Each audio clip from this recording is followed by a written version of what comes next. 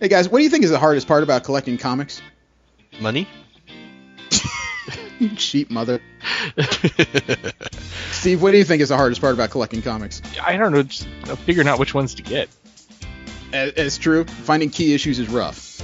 But I think the hardest part of collecting comics is getting signatures. You got to find out where creators are going to appear. You got to get the plane tickets. You got to get a hotel room, buy a badge, feed yourself, and then wait for hours on end and hope that the person you're there to see doesn't decide they've had enough and they really want a sandwich at this moment. Yeah. Or they're off to another panel. That's happened to me a couple of times. I think I've annoyed Brian Michael Bendis enough. He might actually know who I am.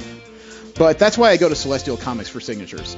Celestial Comics, they've made inroads in the industry, and they can get you a signature for only a few dollars above the price of the signature. And the best part is they'll do all the legwork and the hard work while I get to keep my fat ass at home. Yeah, that's pretty damn convenient. Yeah, and my ass is pretty lazy. fat. Thank you. I needed that. That's going to work great for my confidence. Celestial Comics is organized enough that they can even send it directly to grading if you want it to be. You'll find events that they're going to appear at their website or get instructions on how to send them your comics at celestial-comics.com. You can go there today and take your collection to a whole nother level. That's celestial-comics.com. X-Men Apocalypse. Strap in for the sequel to the sequel of the reboot prequel that continues the decade-hopping gimmick for no reason. Welcome to the 80s. As the timeline they more or less sorted out in the last movie completely craps the bed, featuring characters who haven't aged a day in 21 years, characters who have 10 years before they look like Patrick Stewart, and characters where they just said, fuck it, Hugh Jackman's gonna be in this thing whether it makes sense or not. But there's one thing this movie makes crystal clear. Deadpool is all Fox has left. I know, right?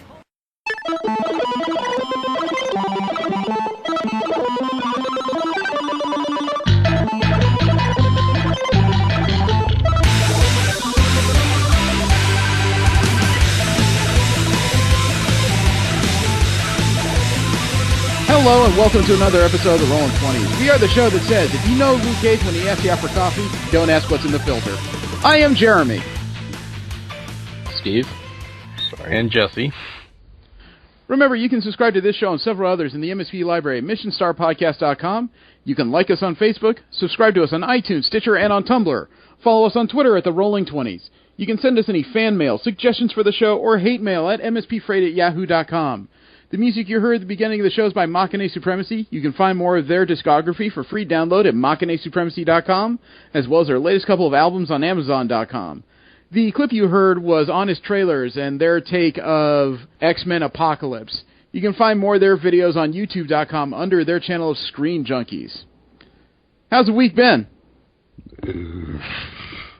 Still don't like waking up before the sun. Yeah, I'm recovering from yesterday. I ended up staying up way too damn late. Doing what? Helping my mom build a shelter for cats. Oh, bomb shelter or? No, like for the rain and shit. Storm shelter, okay. Yeah. So how many years of cat food is in it? None. It's all in the house. It's not a well-stocked storm shelter, then. No. Considering that they can't really get to the food unless she gives it to them, then yeah. Okay. Not really its purpose. Well, at least you didn't have to do that today. Happy birthday, Buttface. Look who. With a face full of tapioca, he says. Jesse, what about you? But okay, yeah. Oh, I decided to go to a con nearby. That was fun. Which one? It's called ZapCon. Laser tag convention? No, just pop culture convention. Oh, okay. Orville Redenbacher? I didn't see that one. But there were a lot of cosplays out there. All right. How long was the convention? Well, actually probably in about an hour from now. I had to leave early because, well, gotta talk to you guys. Oh, all right. And they'll be doing it again tomorrow. Oh, so it's a weekend convention, not a one day. Yeah, 2 days. All right. Where? Fresno. Yeah, I actually decided to skip Macross World this year. I would have loved to have seen it, but I can't afford it with everything else going on already. And it's a shame, too, because the entire voice dub cast of Macross 2 was out there. And starting at 4 o'clock was a concert with Mari Imari. Do I have that right? No. Her name is Imari. She was the singer and voice actress in the original Macross Do You Remember Love? Nice. She was performing a concert today at about 4 o'clock. Wow. And I couldn't justify the expense. Which is probably just as well. There are so many other things on the plate, I can't stand it right now. Other than that, it's been a pretty standard week. I saw the Doctor Strange 15-minute preview on Monday. How was that? That requires 3D to watch. Okay. It really does. Okay. That's what I assumed. In the few scenes I saw, I was being flung through portals, and I was sitting in the middle of interesting rooms. During the scene where the Ancient One is trying to show him the multiverse, he's being flung from dimension to dimension, weirder things are happening. He lands in the chair, she assesses him for half a second before you see the background stretch on to infinitum behind him.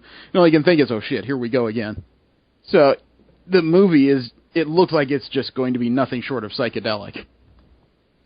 I didn't see any references to anything else in there because obviously it's an origin story. You need to spend a lot of time on your central character. I feel confident spending money on that now. I don't have the trepidation I used to have. The subject of the week is Detective Comics 935 through 940, which just came out this year. We'll get to that after we get through the news of the week. And first up is Marvel Media News. It's where we talk about Marvel properties that are ending up on movie screens, TV screens, internet downloads, books, everywhere conceivable except for the comic book pages. And Scarlett Johansson says the clock is ticking on a potential Black Widow film. Ooh. When she says the clock is ticking, it doesn't mean that the clock has begun as to a release date. What she means is, quote, I would like for it to happen under the right circumstances. I think there's a lot of opportunity to mine that storyline. She's got a really rich origin story. There's a lot of places you can go. You can bring it back to Russia. You could explore the Widow program. There's all kinds of stuff you could do with it. You could really uncover the identity of who this person is, where she comes from, and what she's part of. I'm invested in that character. Marvel is greatly invested in that character. If I did it, I'd have to do it while I still actually wanted to wear a skin-tight catsuit. I don't know how much longer that's going to be, unquote. She's made remarks before that she loves the character, but she spends a good 9 months training to get into this frickin' suit. Well, I mean, she did just have a child, too, so... Well, that happened a while ago at this point. You gotta remember, she had that child while they were making, I think it was Civil War. Right, but, I mean, that's gotta add to the training. Potentially, but that also means you can do curls much easier. You know, you only need to buy one extra weight at that point. Hey, take it from experience. I've had to adapt my lifestyle. Evangeline Lilly, she's the one who played Hope Van Dyne in the Ant-Man movie, and now she's going to do it again for Wasp and Ant-Man. And according to her, she gets to do it even beyond that film. Infinity War? Or whatever they're going to call it? That's the thing. She did say that she won't be in Avengers Infinity War. She said, quote, following that one, there's an Avengers series coming out. It's a two-parter. The Wasp won't be in the first part. She'll be in the second part. Because they really want to preserve that reveal for Ant-Man and the Wasp, unquote. So between the two parts or between the next two Avengers films, that's where Ant-Man and the Wasp lies. Okay. At least they're paying attention to chronology. Yeah. Yep. Now, here is something that just came out today. Potentially, the rumor mill may have blown open 2 end credit scenes for Doctor Strange. The first one is a mid-credit scene. You know, after the initial set of credits, there's a small scene in some of these films. According to it, it says that back at the Sanctum Sanctorum, Stephen Strange meets with the God of Thunder to learn about Loki, but then Thor says he needs his help finding his adoptive brother to find Odin, who's still missing following the events of the Dark World. Strange agrees to help him, but only on one condition. Once Thor finds both Loki and Odin, all of them have to leave Earth and never return. Interesting. This apparently is going to set up the premise of Thor Ragnarok. Definitely need to see this movie now. As far as the actual post-credit scene, Benjamin Bratt has been cast in this film as something called the Infiltrator. He was a latter addition to the cast of Doctor Strange, and the character itself hadn't been revealed, but the Infiltrator is a mystical healer that used his magic to fix paralysis.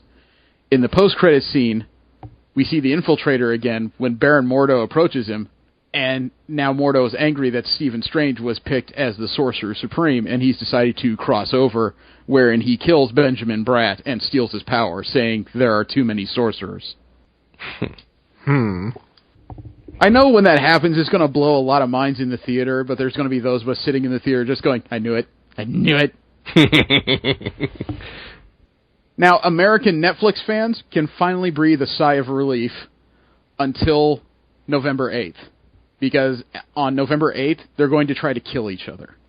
Who? I say that because it's been officially announced that Daredevil Season 1 is being released on Blu-ray November 8th. Then the death battle begins. As much as people have been yelling for the last year and a half that they want to start collecting the Netflix series that Marvel's put out, holy cow, this is going to be ugly. I guess the question then is, when are the other available series coming out? And there is no announcement beyond the November 8th release of just Season 1 of Daredevil. Is that one you guys would want to put on a shelf? Yes. I hear you, but the other one is oddly silent. Sorry, I'm eating breakfast. Yeah. Further on, as far as Netflix's interest in The Punisher, they have added another character to the Punisher series. Deborah Ann Wall has been cast in The Punisher to reprise her role as Karen Page from the Daredevil series. Okay. Deborah Ann Wall was on the stage in New York Comic Con, and she said, quote, "You don't love him as much as I do," unquote, in reference to The Punisher. So it looks like she's going to be wholeheartedly behind it in Karen's current role as a reporter for this leg of the Marvel Universe. Further on, when it comes to Marvel and TV, there was an announcement that made some people happy and other people terribly angry, from what I could tell. What? Hayley Atwell gets to be Agent Carter again. Okay. She gets to reprise her role as Peggy Carter in Avengers Secret Wars, the animated series. Oh, okay. There is still no plan for a continuation of the live-action Peggy Carter series, nor are there any future planned appearances for the character, who, spoiler alert, died in Captain America Civil War. And obviously the flashbacks, well, then again, it's animated. It could be a number of time travel, wibbly-wobbly type of items that could happen there. Mm-hmm. But this is her next appearance as Peggy Carter, and as far as I know, her only current appearance as Peggy Carter. God, you would think people would be happy that she gets any chance to replay the role, but there were so many people that were just upset. It's not a TV show. On that, I have to fall back to the writer who said, well, where were you when we had a TV show? New details will come out about Fox's Wolverine 3, the Logan movie. Number one, they did confirm that X-23 will be in the film. Okay. Ooh. Fox talked to The Wrap recently, and they reported that an actor and gymnast named Sienna Novikov has been cast as X-23. But Mr. Sinister is not anywhere in this film. Really? Really? Yes. Because there was a recent picture put out of the man everyone thought was cast as the villain, if you recall. A man named Holbrook, Boyd Holbrook. You know, he's lanky, he's a tall guy, he's a little bit menacing. But they showed a black and white picture of him on Instagram on the set of Logan, and underneath it was a single word. And it's a word that I'm sure Steve will know. I don't know about Jesse, and it's one that I know very well. Pierce. Oh, damn it. For those that don't know, Donald Pierce has been an X-Men villain since the Dark Phoenix saga, when he first appeared as a mad cyborg member of the Hellfire Club. And I wouldn't say he's been their worst villain, but he's been a regular thorn in their sides. Yeah. Anti-mutant propagandist, how he ended up in the Hellfire Club is still a bit of a mystery to me, but he definitely hates mutants. And he started his own cybernetic band of mutant hunters called the Reavers. And they've met with varying degrees of success, I'd say. Yeah. I think the one that's kind of stuck around the most is Lady Deathstrike. Well, that's because Lady Deathstrike, though she was affiliated with the Reavers, she wasn't technically a Reaver. She was made by her father's company. True. She just kind of hung out with those losers. If you ask me which one of them is the most infamous, I would guess that's probably Bonebreaker. Mm. The one with the tank treads on his lower half. Right. He's the one that everyone seems to remember. I nearly got his name messed up with Skullcruncher, but every time I say Skullcruncher, I remember it's the one with the face. And a new promo has been released for the FX series Legion, the X-Men spin-off series with David Heller, Professor X's son in comic books, and I don't know what he is here. It's another 20-second bit. I would like to see if this has anything more substantial than staring and drooling. Yeah, I certainly hope so. I sent the video.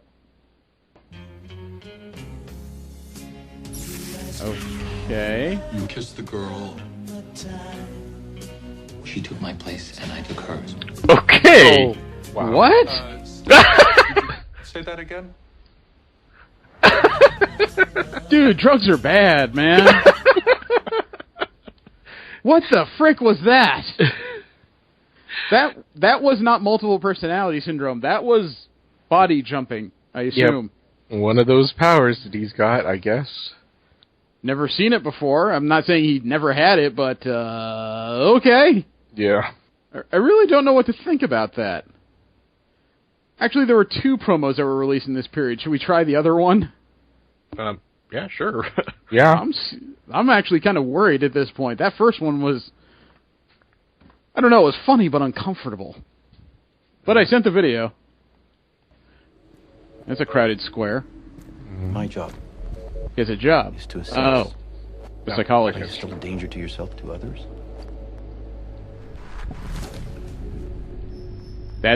Damn, man. They really need to release more, man. I'm not getting much of anything yet. These bits are way too small to, form something. Okay, hang on. There's one more I've got here. I don't mean for it to be this clip heavy, goddammit. But a full trailer to the series just popped into my feed. Like a minute and a half. Okay.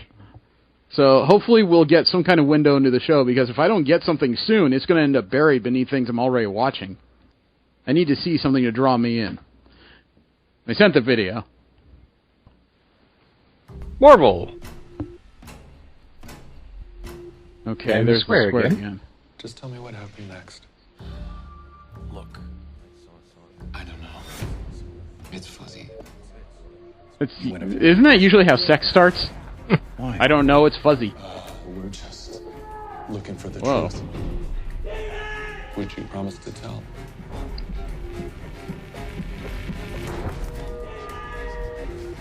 I told you they took her. Sydney Barrett, the girl who disappeared. The one he supposedly jumped bodies into. She took my place and I took hers. Wait, what? It was her power, I think. Can you explain that? So is he crazy, or...? Continue. He believes he's mentally ill. So are they trying to portray him as a, But what, he a may be power the most powerful mutant sink we've or ever siphon? encountered. Can we take a break? Please? Of course. Let's take a break. What the? Alright, this is weird. Stop. We can skip that part. Please! If it's relevant to... No. It's not making a lot of straight sense so far. Okay. Let's talk about it.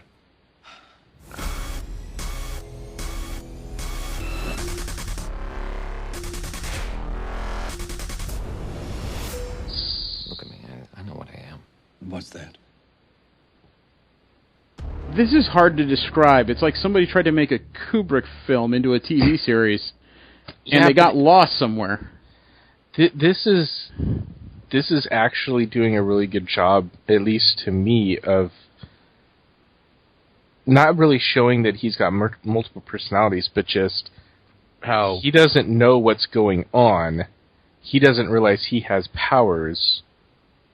The question is, does he have multiple personalities? Because as we've seen, these things can deviate rather far from the source material.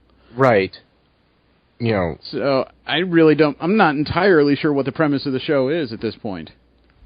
It looks like somewhat of a mystery, but it also looks like, you know, they're going to be telling the story through flashbacks, at least in this season, if there are multiple seasons. Yeah, I'm looking at the description below. They're saying he's diagnosed as a schizophrenic. This trailer did not show it that. Oh, actually, I think the trailer showed schizophrenia. It didn't show multiple personality disorder at all that I could see. Okay.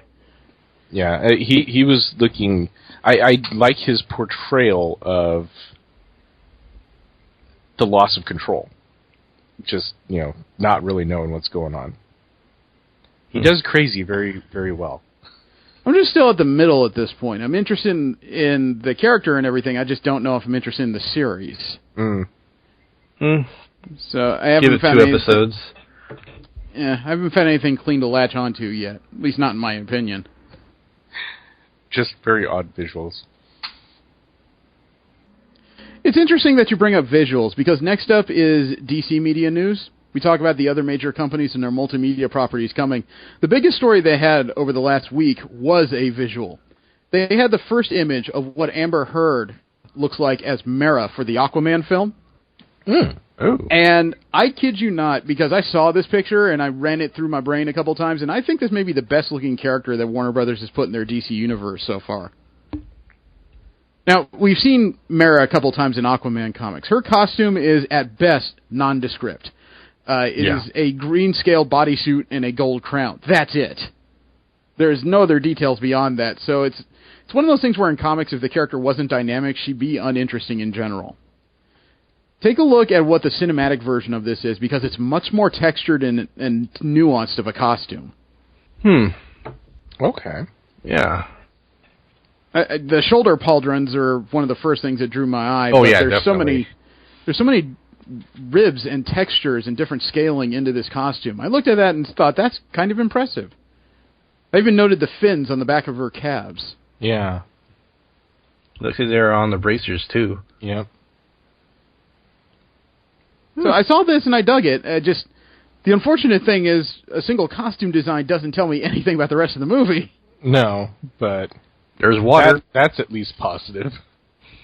There's water. Is it wet? Maybe. Looks like it might be cold. Are there fish in there? Wait, Aquaman, does he have a thing with fish? Apparently, if they're wearing green metallic bodysuits. I swear though, this is probably the single most positive image I've seen come out of the DC cinematic so far. Because Ben Affleck as Batman, he allowed himself in that image to get a little too stuck with the Bat Mad meme, if you recall. Henry Cavill as Superman, he tried his best, but that's a high bar to hit. Gal Gadot as Wonder Woman, she got derided for looking too skinny in the costume. I don't understand people sometimes. But as far as the original source material that you're drawing from, I mean, Jason Momoa's Aquaman, night and day compared to what I think of Arthur Curry in general. Yeah. Yeah, true enough. But this image right here of Amber Heard is probably the closest you can get to a live-action version of the comic books at this point. It's a very good image, in my opinion. Yeah. Somebody was definitely paying attention and let their mind flow in the proper direction for this costume. That or Tim Gunn just looked at somebody's first attempt making a full-body green-scale suit and said, no, try over. The Flash TV show may have just fixed his biggest problem over the last week. Are you sure?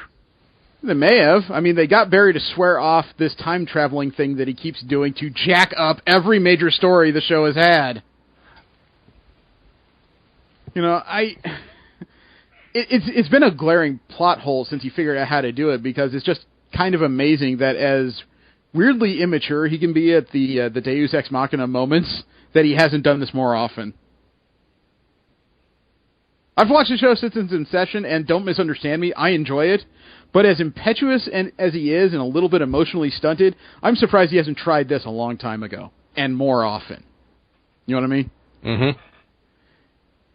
So they finally got him to fix that plot hole by promising not to do it again, which isn't to say it'll never happen again in the course of the show, but the circumstances had better be frackin' dire. Yeah, the thing is, he didn't come back to the university he started with. No, and he never will, apparently.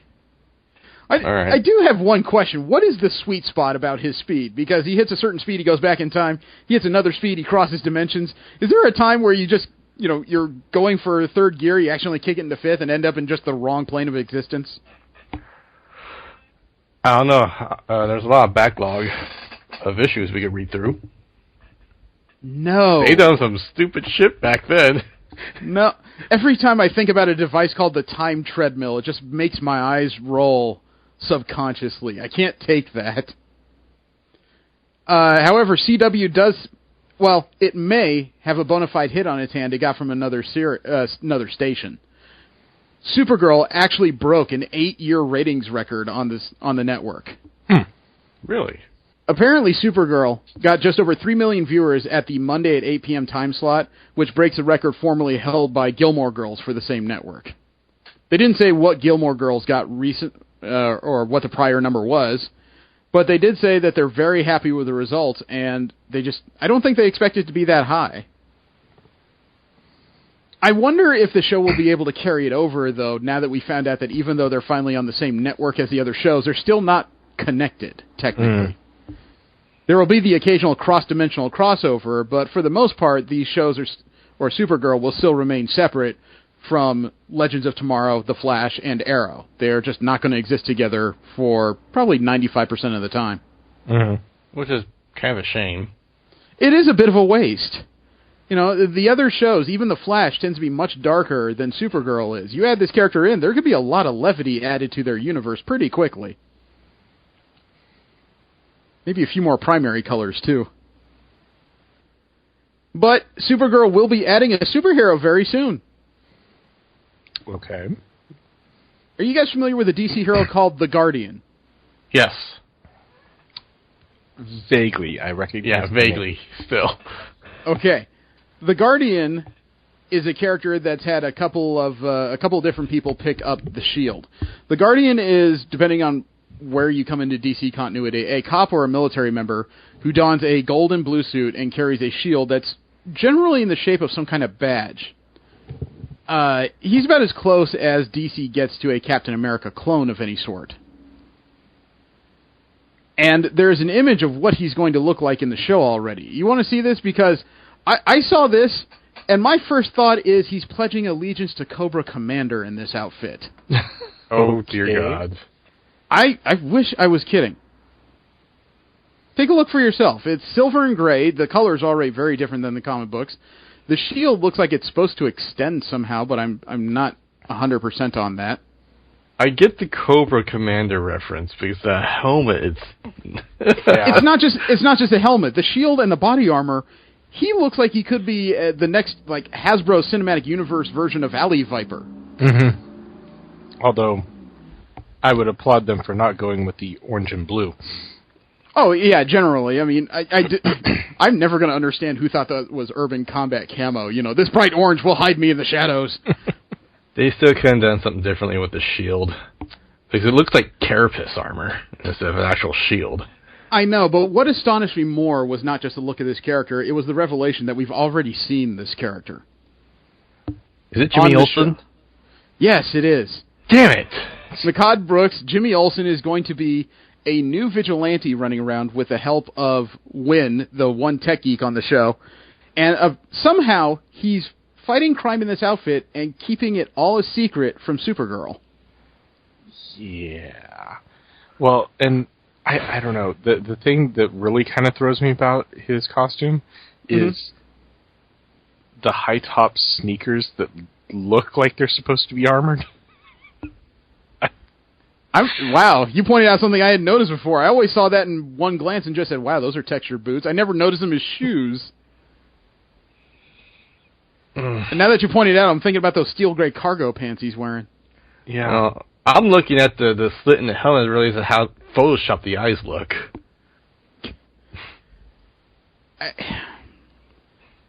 I know the show is not in my comfort zone, but it's hard for me to get behind this image. Yeah. It feels like a first concept that should be built upon, not stop here. Right. I mean, I know that they don't have the same kind of production values that movies have and so forth, but yeah, it's definitely slacks with armor bits attached to it, and a very thin shirt with more armor bits attached to it. You know, this has got to be power armor of some sort, because I'm trying to think about what a vigilante like the Guardian would do in Supergirl's universe, and the first thought would be crumpled like an aluminum can and thrown away. I'm assuming his armor bits are like some super alloy or something from an alien ship, I guess. Probably. That's maybe why the shield looks the way it does. And let's hope that helmet reflects X-rays, otherwise he's not going to keep any secret. Oh, yeah. You know, I wish I had something really positive to say about it, but from top to bottom at the beginning of this concept, for the show anyway, it looks rushed. Yeah, it looks like generic soldier. Yeah. He's going to be the most kick-ass photographer of all time. Maybe this is the prototype of the suit and they're going to upgrade it later. Who knows? Yeah. All right, now we've got general media news. We will talk about the geeky multimedia stories that are not Marvel or DC related. And the first one is probably the biggest thing that happened all week by a country mile, and that's only because it involves the words Star Wars. Okay. What is very likely to be the final Rogue One trailer was released this past week. Ooh. And you know what? I have been on the fence before because we've discussed it. You guys are probably bigger Star Wars fans than I am at this point. However, the feeling of this 2.5-minute trailer, by the time it was done, I looked at it and said, I need to see this movie. Wow. And I know you guys think I'm something of a movie snob. I just know what I like. That's all. But that's fine. This hit some kind of weird sweet spot in my brain that drives me to think I have to see another movie in December. You want to see what I saw? Sure. All right. I sent the video. Flying That's ship. This guy with a ring. That's a shuttle. Shuttle, yep. And the there's Tatooine too much light shot. Yeah, but there's too much training for Tatooine. Well, there's always a Tatooine light shot. Somebody staring at the horizon with a camera behind them. It's a staple of Star Wars. Mm-hmm. There's Jyn Erso's father being taken away. Whoops. You get a lot of new footage in this trailer. Must be intimidating to live underneath a Star Destroyer. A little bit. Our rebellion is all Wow. That statue. Yeah. You think you might be able to help us? When was the last time you were in contact with your father? What is this? You definitely get the feeling that this mission is all they've got. They fail here and they're pretty much done. The development of a super weapon. He's the one that made Look the at Death that. Star. He's the one that made the energy conversion process that makes firing the weapon possible. Right, okay. Without her father, that thing does not work. Rogue One. And they make a fake Imperial call sign of Rogue One. That's where the name comes from. That we are dealing with here. That was Vader. Immeasurable. Yeah, people were so excited about Vader. I'm staring at this going, good movie. What chance do we have? Wow, we actually see the Empire actually being scary. Yeah. Rebellions are built on hope.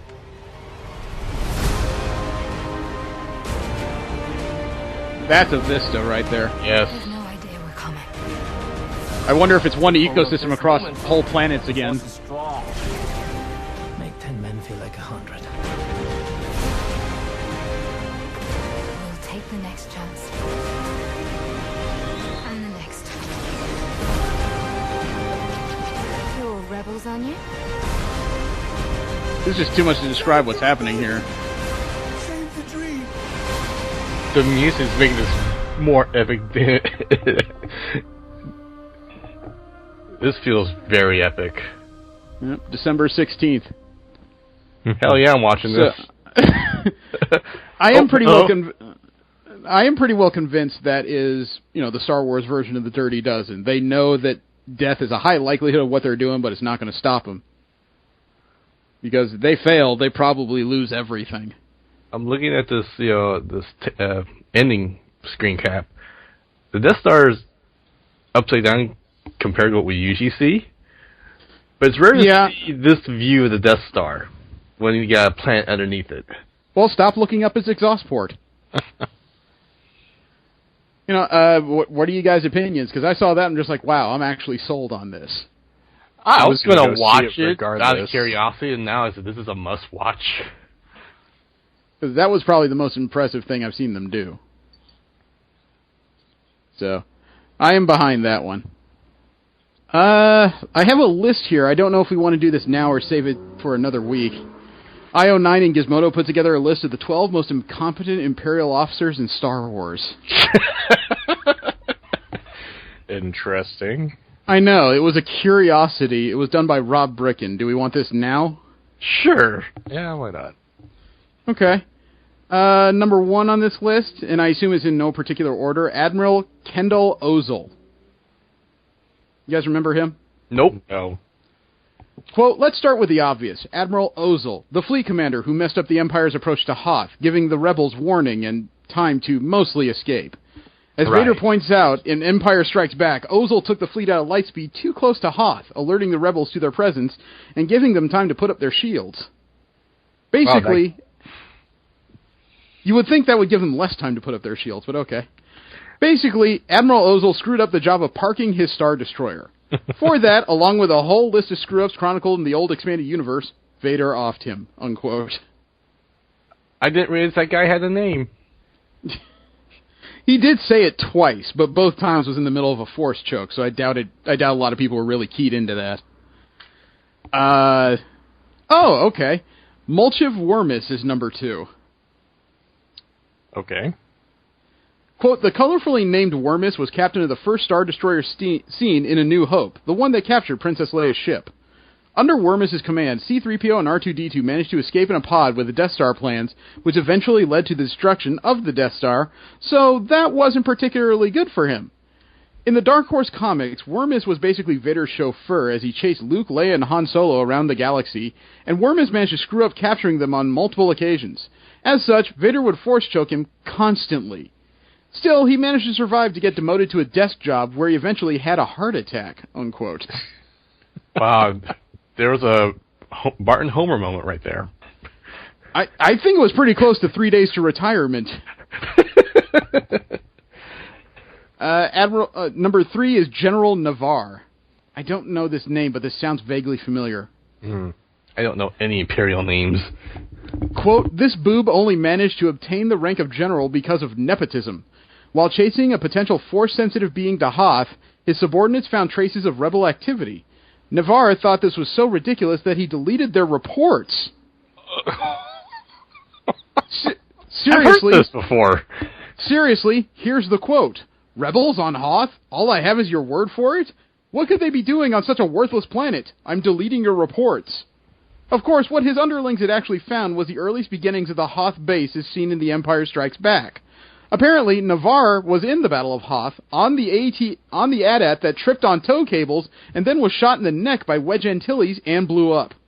Somehow, Navarre survived that, only to be assassinated by an unknown Imperial, mainly for being a boob, unquote. You're a moron and an idiot. You need to go. Number 4 is General Otto. That's his name, O-T-T-O, General Otto. Anybody know this one? Nope. Quote, Otto rose to the rank of general only because of his good friend Admiral Mahdi. I say only because he quickly proved himself to be terrible at fighting space battles, and was also probably a drug addict. His friendship with Mahdi did keep him from being executed, and he was shipped to the distant planet Locke. He was supposed to keep the peace, but instead was constantly harassed by space pirates and rebels. Eventually, he got so fed up with trying that he stole a transport ship, went AWOL, and entered a demolition derby held by Jabba the Hutt in hopes of winning enough money to buy a luxury apartment in Cloud City, unquote. Wow. Way to lower the bar there, buddy. I would like to have read that story. He stole a transport ship and he still couldn't sell it for enough money just to get an apartment? You suck!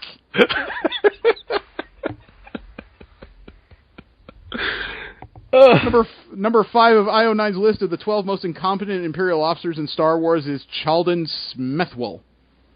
That is a mouthful. I could feel my tongue doing backflips. Quote, this Imperial customs officer worked as an inspector at the Kalada spaceport. He was, without question, a supercilious asshole, punishing pilots for the tiniest infractions. Actually, he hated space pilots and was so focused on insulting and belittling them that he often forgot the whole inspection part of his job, meaning pilots could often smuggle goods right under his nose if they could handle a few insults, unquote. Wow. Brilliant. Dude, I go to him every time. Yeah, insult me. I'm making another $10,000 off your dumbass.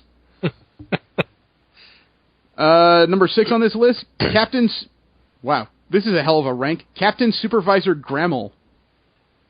Captain Supervisor, eh? I think they're making the ranks up now. Quote, this commander of the Imperial mining operation on Carpacius IV is a cautionary tale for incompetent Imperials. He managed to catch a pair of rebels who told him about the Kyber crystal and the whereabouts of Luke and Leia. Grammel passed along the news to Vader, but the 2 rebels escaped before he arrived in an explosion that cost Grammel part of his face. Later, he was ordered to capture a group of rebel leaders and failed this too, so Vader literally cut him in half with his lightsaber. I don't know why he died, and so many bigger idiots on this list managed to live, unquote. When I say cut in half, they actually used the panel, and he cut him in half the long way. I kind of figured. You know, like this was neck to nuts, man. Number 7 on this list, Loka Hask. It sounds like something you would say after too much Romulan ale. Quote, this space pirate turned Imperial was far too focused on fighting rebel pilot extraordinaire Wedge Antilles to be a decent officer. Oh god, he must have been busy. The 2 tangled for years with Hask killing Wedge's parents, framing Wedge for murder, and capturing him more than a few times. Eventually, Hask captured an experimental weapon called the Gravatic Polarization Beam, but forgot to check if it had an off switch. Wedge, tired of Hask's crap, had the scientists operate it remotely, destroying the beam, but also creating a hyperspace wormhole in Hask's ship, killing the hell out of him, unquote. Okay. It sounds like this should be a sitcom. Here's our Imperial of the Week. Number 8 on this list is Lon Isoto. Quote, this admiral was so incompetent that he was known as Isoto the Indecisive in the Empire and the Rebel Alliance. Besides losing battle after battle, his hobbies included cheating on his wife with a harem of concubines and taking the drug Glitterstim. He was assigned to Brental IV, where he was used as a pawn in various plots between the Empire and the New Republic formed after the Battle of Endor. Kendall let the New Republic establish a base on Brental's moon from which to attack the planet, because he somehow thought that giving his foe the chance to make a fortified headquarters in his effective backyard would somehow make them easier to defeat. He was eventually assassinated by one of his concubines. What a maroon, unquote. I think I've heard of this next one. Harloff Jarnek at number 9. This sounds familiar. Quote, by all accounts, Moff Jarnek was a coldly efficient leader in the Empire, but he was also a raging moron. Because he was once given a pet Kovalian, a furry bipedal alien, which he always kept by his side, never realizing that Kovalian are totally sentient beings that understand the common language and thus understood everything he said and did. Yes, Moff Jarnek unknowingly kept an actual rebel spy as a pet who fed the rebellion every single detail of his command, unquote. Oops. They work really hard to generate this level of stupid. It makes me wonder what the human resources looks like for the Empire, man, because if they keep hiring these people, who's in charge of picking these numbnuts? You think they just throw stuff at a dartboard and see which one sticks, or what? Number 10 and 11 are apparently they come as a pair. Cumberlane Oresco and Miles Grint. Quote, you might know these 2 officers from the recent Star Wars Rebels cartoon. Their constant failure to capture a small group of rebels who almost never left the planet in general, and one 13-year-old boy in particular. It wasn't the most entertaining of failures, but it did result in Grand Moff Tarkin taking the Inquisitor's double-bladed lightsaber and extending it simultaneously through their skulls. So that was pretty amazing, unquote. Last up on this list of the 12 most incompetent Imperial officers in Star Wars, according to IO9, Garel Dox. Quote, after his homeworld was destroyed, Lieutenant Garel Dox was determined to help the rebels defeat the Empire from within. For some reason, he thought the best way to accomplish this was, when rebels were captured, to kill them before they could be interrogated and reveal the location of rebel bases. It was weird. Eventually, Dox pulled this stunt target on Ijolas, only to discover he'd murdered everyone at a refugee camp containing the last Alderaans in the galaxy. Nice move, Slick, unquote. Okay, Mr. Genocide. There's an honorable mention here, too. Who? What's a Sulamar? Anybody? Nope. Sulamar? Rank, maybe? Okay, quote, technically, Sulamar was only an Imperial technician when he pulled this, not an officer, which is why he's not an actual entry. However, in Darksaber, he pretended to be an Imperial general, and yet, early in his technician career, he managed to screw up something as basic as entering the orbital coordinates of an Imperial mining station, causing it to fly directly into a sun. They called it the Massacre of Medicat. His Wikipedia entry reads, it can only be guessed how Sulamar managed to avoid being decommissioned or executed. Even they don't know, unquote. Dude, you fling a station into a star and they say, okay, just don't do that again. That wacky Sulamar. Computer error. You know, Lana Condor, when it came to X-Men Apocalypse, got the short end of the shrift. Not only did she play a character who's well known to fans, but she played a character whose probably most major scenes ended up on the cutting room floor. You remember who she was in this movie? Nope. Lana Condor played Jubilee. Oh. A character who has yet to be called by name in any X-Men film she's appeared in. Believe it or not, you go back from 1 to 9, watch all 9 films, any of them that involve Jubilee, you see the character, you know who that character is, they never call her by name at any given opportunity. No, I believe you. Okay, well, she might actually get a name in her next role. Yay! That's because Lana Condor has just landed the role of Alita in the Battle Angel Alita movie. Ooh. Ooh. She's going to be opposite Rosa Salazar, Jackie Earle Haley, Elsa Gonzalez, and Christoph Waltz, who have all been cast in the movie so far. So instead of this being one of those long development hell projects, this is actually marching forward. Now, given what we remember of X-Men Apocalypse, and I know that she only had like 3 speaking lines by the time the movie came out, thank you very much, can she do this? I don't know. You know, I'd like to say... Yeah, I haven't seen the movie, so I can't use that as a reference, but... It's unfortunate that she's so young, and she had an opportunity to show off her acting chops prior to this role, but now we really don't know what she has to offer as of yet. We're going to find out the hard way. So, crap, man. I want to get excited for this. Battle Angel Alita is one of those, personal opinion, enduring stories that that manga has put out over the decades. But that's a really tough thing to put into the context of a movie. Yeah. You know, even if you just think, okay, I'll only tell 1 or 2 volumes of the story, that's a lot of writing. You know, I have trouble believing that can be put into 2 or 2.5 hours of film.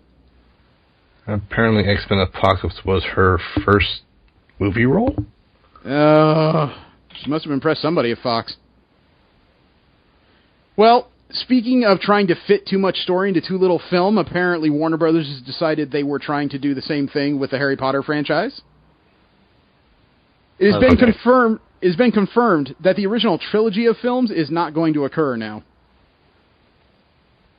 I guess you would call what they're trying a quintilogy. They've expanded this series of movies from 3 to 5. Steve, you've read these books? Yeah. Fantastic Beasts and Where to Find Them, does that need 5 movies? I have no idea. I have not read that. Oh. Because, I mean, if it was originally slated to happen in 3 films, I could kind of understand that. There's lots of precedents for movies or stories that require 3 movies to tell. I mean, you know, goodness knows, Hobbit's trying to fling a ring into a mountain took 3 goddamn movies in itself. But... Dwarves and 1 Hobbit. Thank you.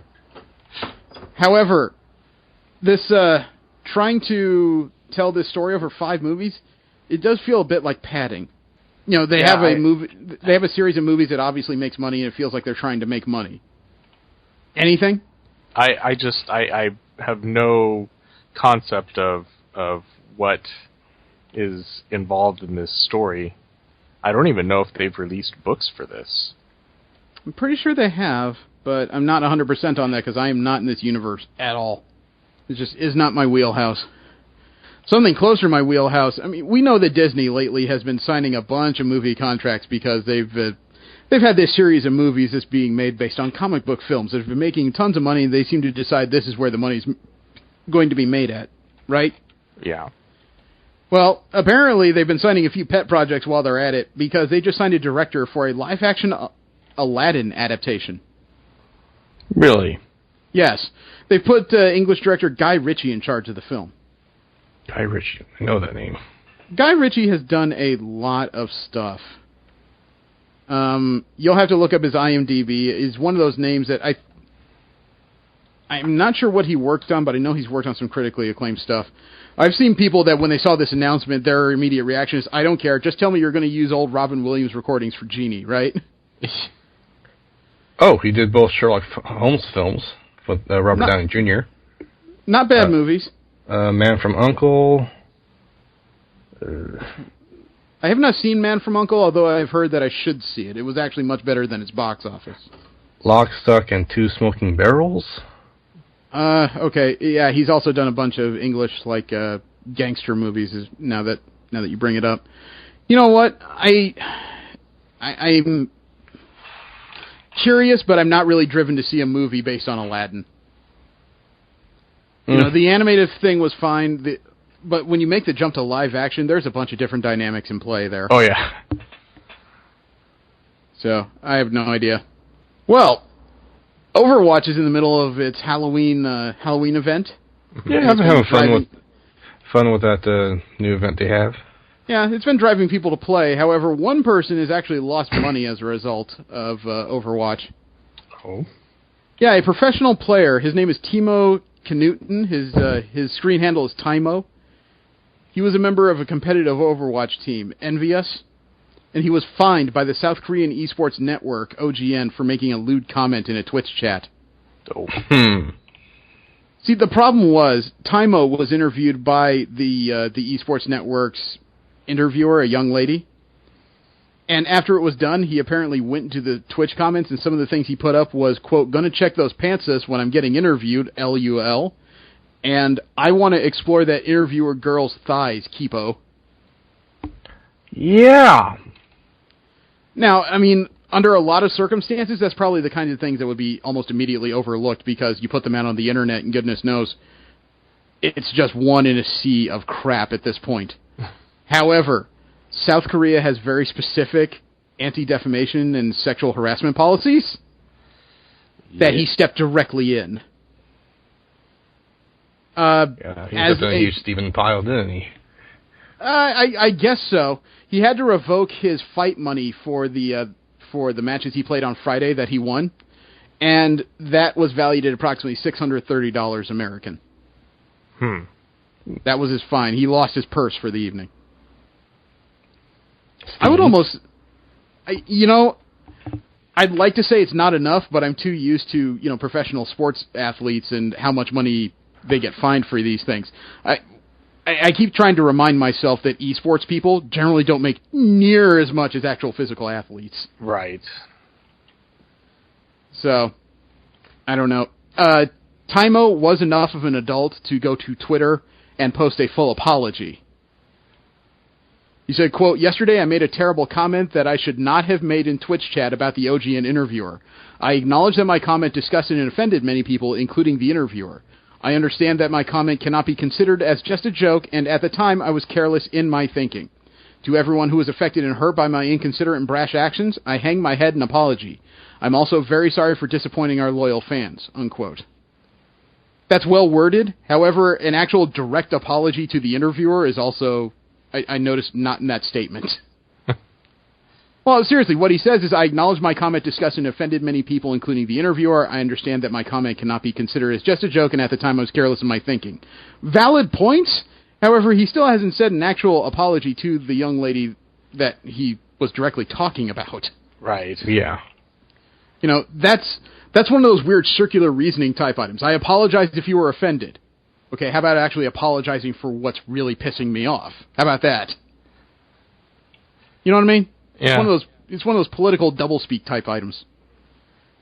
However, Tymo was not the one who got in the most trouble in esports over the last week. Oh, really? Yeah, a pro in League of Legends. His name is Hankil Yoon. He's known as Road, R-O-A-D. Well, Riot Games suspended Road for one match and fined him $2,000. What did he do? He had been verbally abusing other players in League of Legends while solo queuing for ranked matches to practice. He's being toxic. Yeah, he was playing regular games and insulting people while he was just waiting to play these games. So that leaves Rhodes' team, Aime, in a tough spot because they competed later during the week to make it out of the group stage at the League of Legends World Championships. Oh. So, according to Riot, the short version of events is, per a press release, quote, on September 19th, Hankil Road Yoon used racially insensitive language to abuse a player during a game on the Korean server. Road was found to have been verbally abusive toward his teammates in ranked play going as far back as late August and as recently as a game on October 5th. Road is being issued a one-game suspension and a $2,000 fine for repeated instances of moderate to severe verbal abuse and one instance of racially insensitive rhetoric, unquote. Wow. Apparently, when it came to some of the hate speak he was doing, in one game, he actually typed in, God, by first glance, about 7 times over the course of 20 seconds, go die. Huh. Yeah. G-O-D-I-E, go die. Road tried to explain his behavior in a Facebook post, which is an awesome place to explain your behavior. Mm-hmm. And according to a translation, it said, quote, the words go die that I said on the pro was not telling him to go die, but it was because he had so many deaths and every time he went to mid, he would get ganked and die, unquote. So, while you were queuing, he was having a death problem? Seriously? He continued, quote, my ability to communicate in English is very limited, which is why I said it that way, unquote. Okay, whatever. I'm pretty sure he had perfect understanding of what go die means in English. Yeah. You know, that's just being a jackass. Now it's time for Marvel comic news. We will talk about the Marvel stories and characters that are ending up on the comic book pages in the near future. And as we know, the Death of X event is going on and apparently cost us one of our group favorite mutants in the form of Jamie Madrox, right? Yeah. Mm-hmm. Well, we also know that after Death of X, that spins directly into a new event pitting 2 very large groups against each other in X-Men versus Inhumans, correct? Mm-hmm. Okay. Now there's a teaser that just came out this week talking about a new event that will happen after Avengers versus X-Men, or Inhumans versus X-Men. And this one is called the Resurrection. Oh. It's spelled R-E-S-U-R-R-X-I-O-N, and the X, as you can imagine, is an X-Men symbol. In the O is Black Bolt's lightning bolts. Oh. The teaser's in white, the text is in blue, and the subheading on this teaser says, an ending, a beginning. So obviously there's 3 events happening right after each other that all have to do with the same characters. Resurrection, though, is probably the most mysterious of the 3. I mean, what could this mean? Is Cyclops coming back? Is Black Bolt actually going to talk to someone? You know, that could be bad either way. You know, shoot. And when you say resurrection, I'm not thinking Inhuman. I'm thinking about all the X-Men that are currently in the ground. Could this be, like, after a decade, the return of Jean Grey? Oh, man. Oh, that's going to be interesting. Wouldn't Jean that be Grey a monster? resurrecting while Scott is dead? That's a twist. Or that the time-displaced X-Men are still around. Well, explaining that to her would be par for the course at this point, because all the others have had theirs introduced to them in one way or the other. Yeah, but I'm more worried about the time-displaced Jean meeting her. I think that would be superbly entertaining at this point, especially since Jean has been the one that thinks she has this death sentence hanging over her head. She may find out she has hope after all of it's said and done. There are so many characters that are dead. I mean, even recently, I'm not sure what this could lead to. Wolverine's coming back. Or Logan. Logan's already back. It's Wolverine that's dead. Remember, old man Logan's running around just fine. Yeah, no, I'm talking about the one that got, covered in molten adamantium. I don't think they're worried about him now that Hugh Jackman's decided to retire. Well, Ta-Nehisi Coates has announced that he's extending his run on Black Panther. Okay. He must be doing well in the series because he originally signed for a 12-issue contract, and during a panel at New York Comic Con, he announced that he agreed to stay on beyond the 12 issues. He's already released the title page of his 13th script titled Avengers of the New World. There's no announcement if Brian Stelfreeze is going to continue on the Black Panther book or if there's going to be a new illustrator brought in at that time. There is also no word as to how many issues exactly Ta-Nehisi Coates has signed on for in addition to his original 12.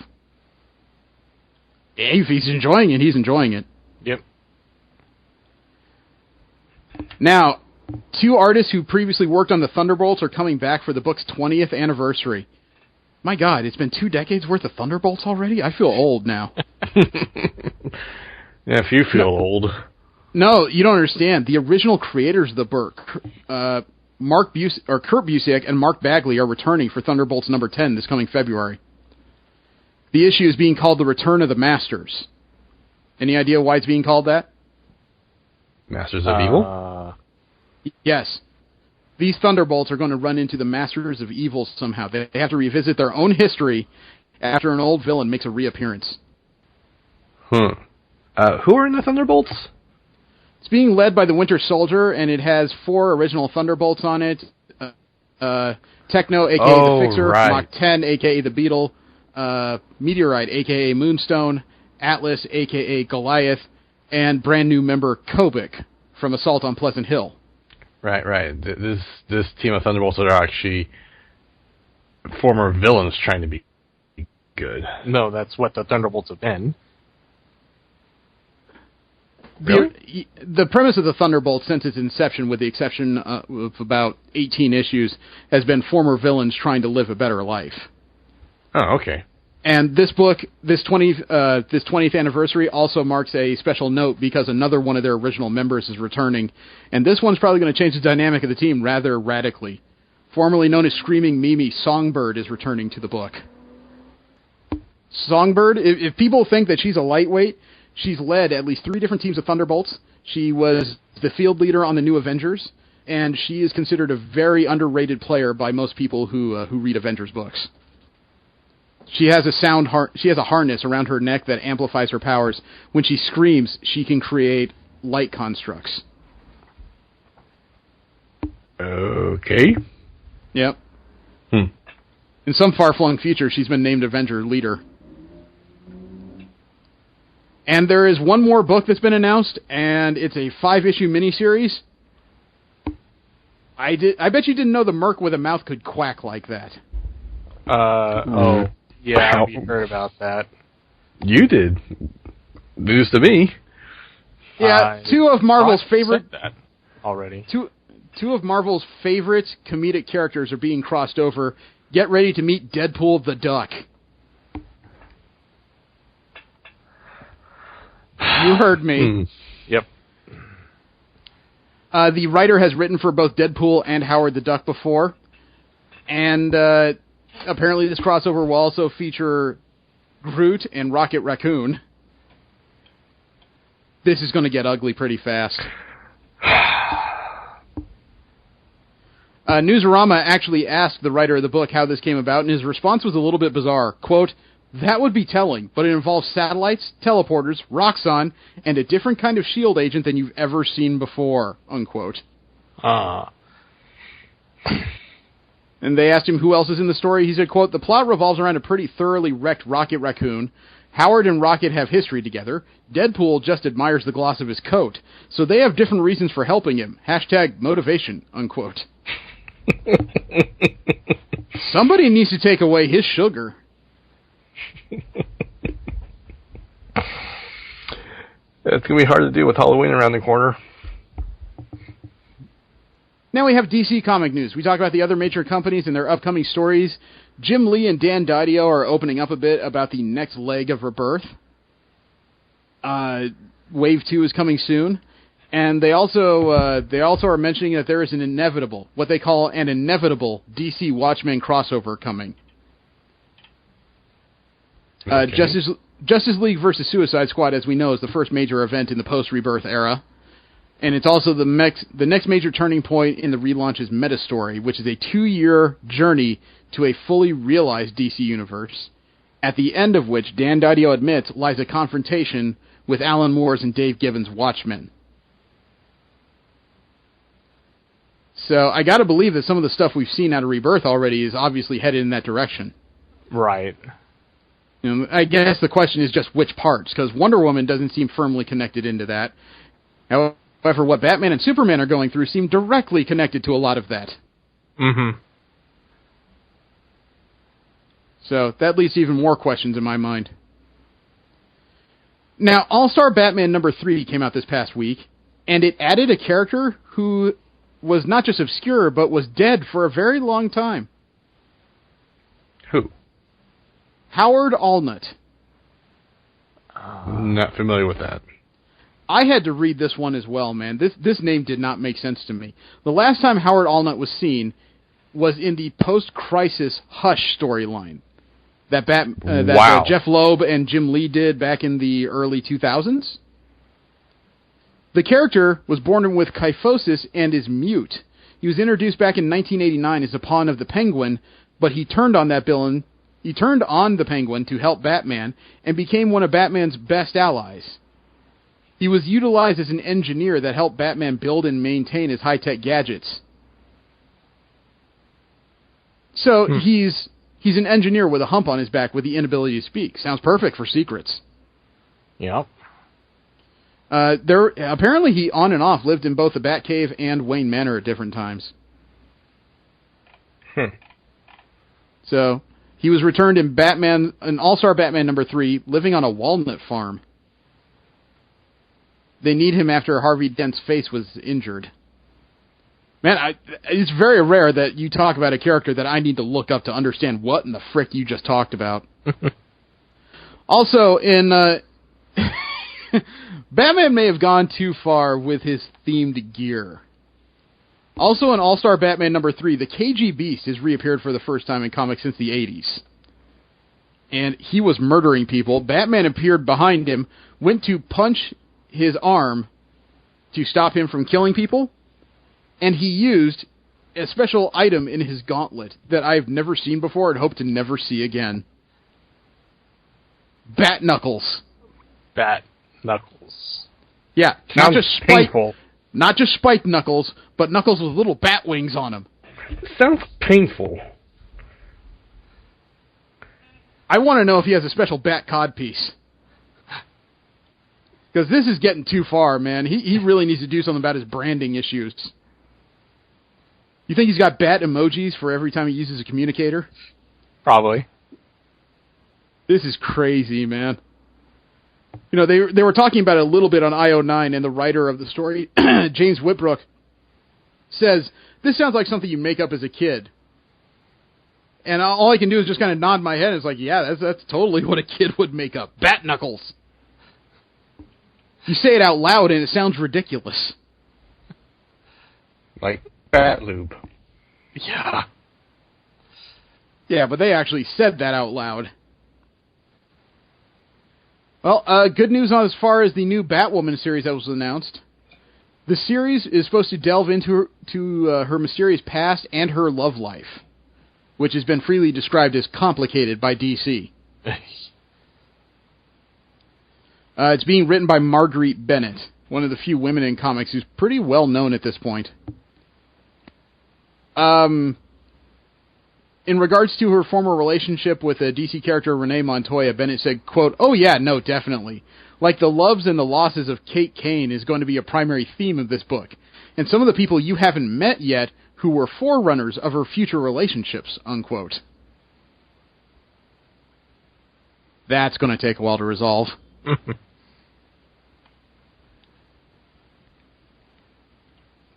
DC also announced 2 new series for January.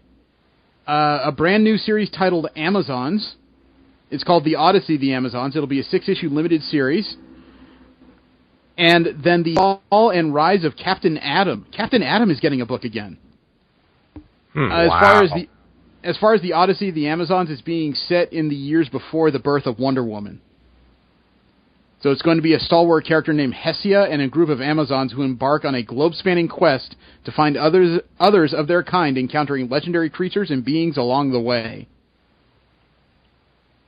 This sounds kind of nifty. The other book, The Rise and Fall of Captain Atom, is being written by the former Captain Atom writing team of Cary Bates and Greg Weisman. Will Conrad will be on art. It's going to deal with the character returning from a long absence. No kidding. The quote from the writers is, quote, the quote from DC is, quote, "Captain Atom hasn't been seen or heard from in years, and even if you think you know what happened to him, you're wrong. But you're not alone. To this day, no one on Earth, not even the other superheroes, has an inkling of the missing Captain Atom's true fate. The truth is about to be revealed in a saga that transcends not only the meaning of life and death, but the limits of time and space," unquote. Cryptic much? Sounds like another Dr. Manhattan. The thing is, though, Captain Atom, he's not exactly Dr. Manhattan, but he's a character that's basically a living fission reactor. Yeah, no, but the way they describe this event, that's where my mind went to. I know. I guess I just worry because every time it seems like they come up with a high concept for Captain Atom, the book falls very flat critically, and even worse as far as sales. So I just hope they do it right. You know, Wonder Woman, for a 75-year-old, she's getting around pretty quickly here. She's just been named an ambassador to the UN. Who? On October 21st, the United Nations is announcing Wonder Woman as an honorary ambassador for the empowerment of women and girls. There's going to be an event that coincides with DC's self-selected Wonder Woman Day, and it's going to take place at UN headquarters in New York City. The Secretary General of the UN, Ban Ki-moon, and DC Entertainment President Diane Nelson are scheduled to attend, along with surprise guests. I wonder who those could be. I would bet money at least one of them is Gal Gadot. Yeah. As far as the others, I really don't know. Wonder Woman's history is, again, 75 years old. There could be a number of people that show up to that. Last up in DC comic news, you know how we've talked before about crossovers that just don't seem like they'd be a good idea on paper? Uh-huh. This is one of those times. Okay. It's a DC book, so obviously one of the things I have to be talking about is one of DC's biggest teams. The Justice League. Oh, I think I've seen covers for this. Now, when you put it together with the other one of them seems very much overpowered. Because this book is DC and Boom Studios getting together for the Justice League and the Mighty Morphin Power Rangers. Oh, God.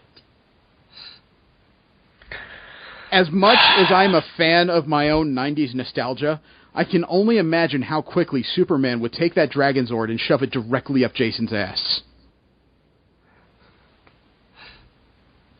And I know that's an image to behold, but that's exactly what he could do. You know, I don't know what the story is going to be. I hope they're fighting villains and not each other, because if they're fighting each other, this is over. Yeah.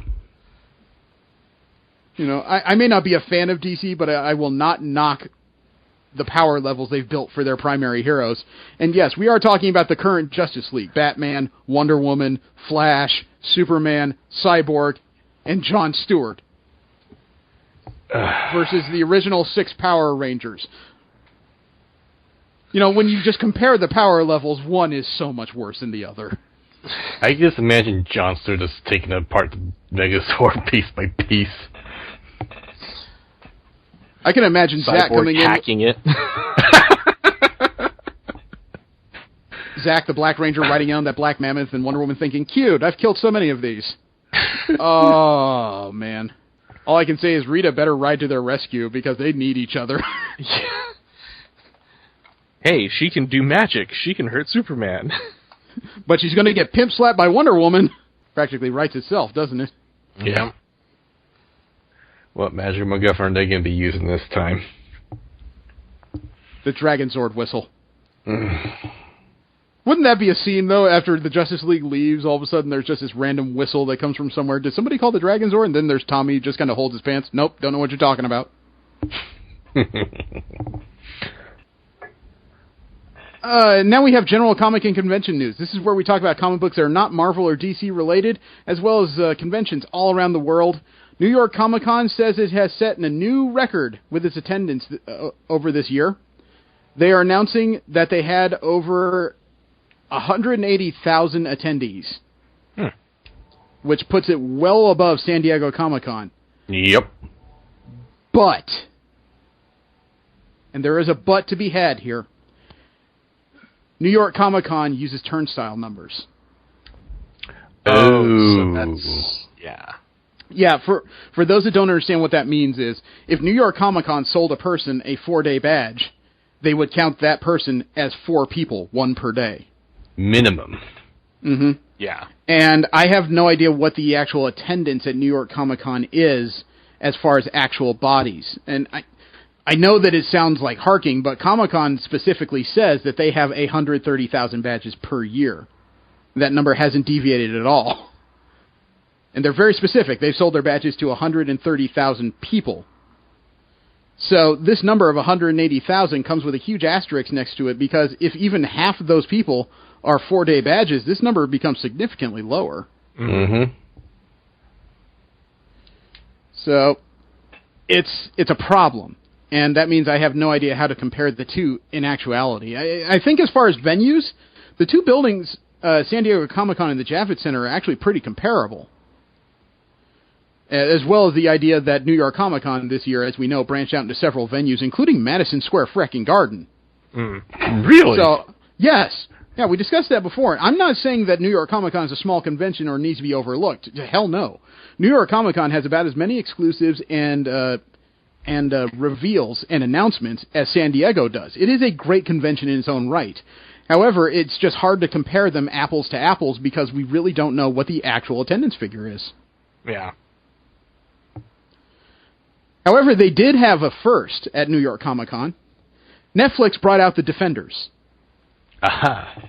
Charlie Cox, Kristen Ritter, Mike Coulter, and Finn Jones, all on the same stage together for the first time anywhere. Which I would call that a significant coup for the convention. That's pretty cool. Mm-hmm. But believe it or not, that was not the biggest part of the panel that involved these four, because they brought out a 5th person. Who? It was announced that for the Defenders miniseries, the 6-episode miniseries that'll be the follow-up to the Iron Fist series next year, they brought out the show's villain. Ooh. Who? They did not reveal who it is. And when I say that, they didn't reveal the character. They only revealed that this character is being played by Sigourney Weaver. She got to sit on stage next to them, and they would not reveal. They were very careful not to reveal any hints about who she could possibly be. For people who are scratching their heads, Sigourney Weaver, when it comes to sci-fi, she's about as close to a dear old mom as you will get. She played Ripley in the Aliens films.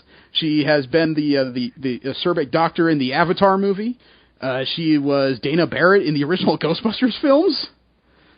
You know, was she in Halloween, or was that someone else? Yes. No, that was Jamie Lee Curtis. Okay, all right. Yeah.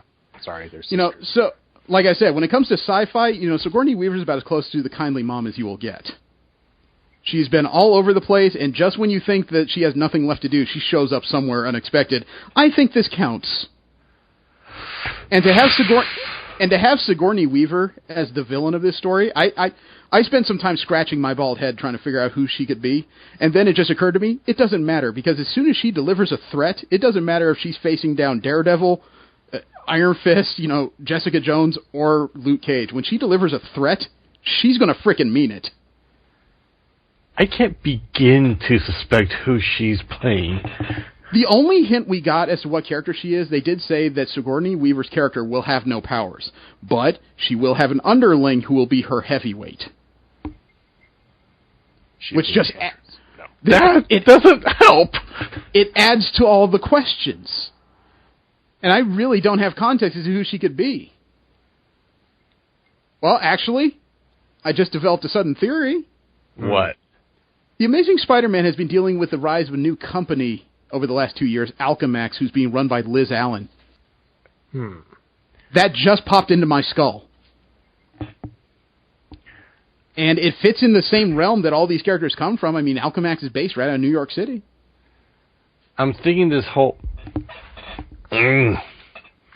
It's troubling, isn't it? No, I want to think all the source of their powers, or the organization that's resulting with all of them getting their powers, with the exception of Iron Fist, might be at the center of all this, and she might be the one in charge of that organization, which, yeah, Alchemist could be a candidate. But it's an actual character, and since they're keeping the character's name secret, obviously it's somebody that's well known in the Marvel Universe, at least. The question is, who is that? Yeah. And that's why I thought of Liz Allen, because she does run a company that could be jacking with all their lives, and it's a very recognizable name for people who are semi-deep into Spider-Man's mythology. And while it wouldn't be a name classically associated with the Defenders, half the stuff they've been using with the Defenders series haven't been classically attributed to their series. So, it's the best guess I've got for now. DC had better be doing a happy dance. Why? What do they got? Because in the post-Rebirth era, for 3 months in a row, they have sat on top of market share for comic book sales. Remember we discussed Marvel used to have about 40% pre-DC? Or pre-Rebirth, then DC had about 20%. As of September, the numbers right now are DC on top with over 36%, with Marvel at 31%. DC is also on top of the unit market share by a good 13 percentage points, man. They've got to be happy with where they sit right now. And I think the quality of the books is really reflecting that, because as we've seen, some of the more recent Rebirth books, like Wonder Woman and Superman, these are not low-quality books. They've actually turned out some real good stuff. As a matter of fact, there's only one Marvel book in the top 10 of sales. It used to be like 8, now there's just one. And that one was Civil War #5, their event book. There was only one other book in the top 10 that wasn't DC, and that's The Walking Dead. Walking Dead is a strong seller. So, give credit where it's due, man. They have done the job. They've turned it around. And as we've seen, they've done it for 3 months solid, which means it isn't a fluke. It's not just people buying #1s. It's people buying the books. Right. Comics Pro is a comics professional retail organization. They're a retailer trade association. They've announced that their CEO and director, Joe Field, of Flying Colors Comics in Concord, is stepping down. He said, quote, "It's a good time to retire. I'll continue my Comics Pro membership and continue to be active, but now it's time to leave the day-to-day board work to the others," unquote.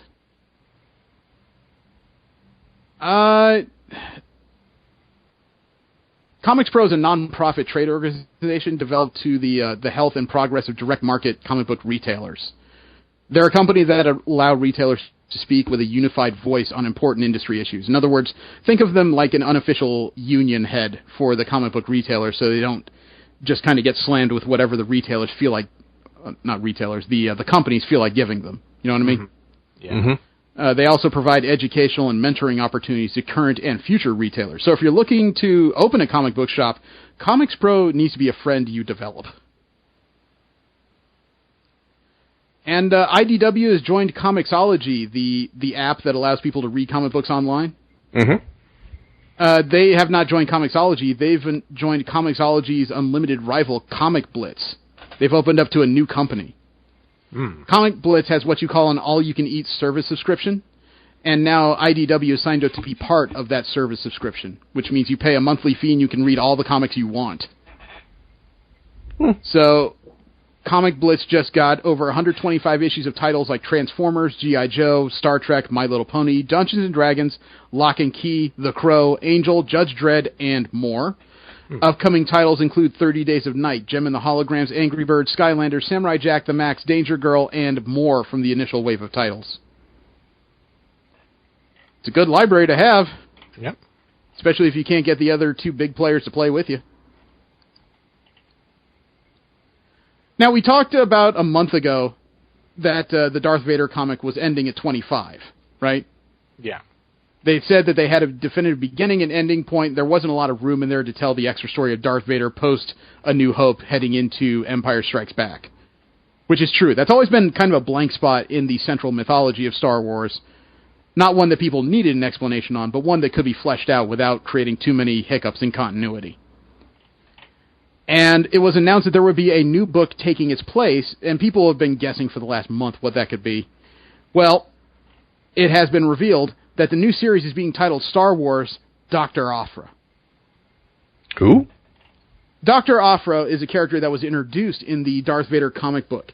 Vader ran across an archaeologist, or somebody who calls herself an archaeologist, named Dr. Aphra, who is very low on both ethics and morals. And at the end of the Darth Vader comic, he tried to shove her in an airlock because he ran out of uses for her. Not because she did a bad job, but because there was just nothing else she could do for him. She survived that, and now she's on her own. Think of her as one of those third-party players who will work for either side as long as she can get what she needs. She's kind of like, you know what? She's an ethicless Han Solo. Let's put it that way. Okay. And if you think that, just when you think that comparison couldn't get any closer, she actually travels around with a black Wookiee that has a scar over one side of his fur. And she travels around with two droids, a protocol droid and what you call it? What's the kind of droid that R2-D2 is? Astrometrics. An astromech. Yes, an astromech. She travels with one of each, both of them black. They're called BTC and 000. And they're homicidal. Huh.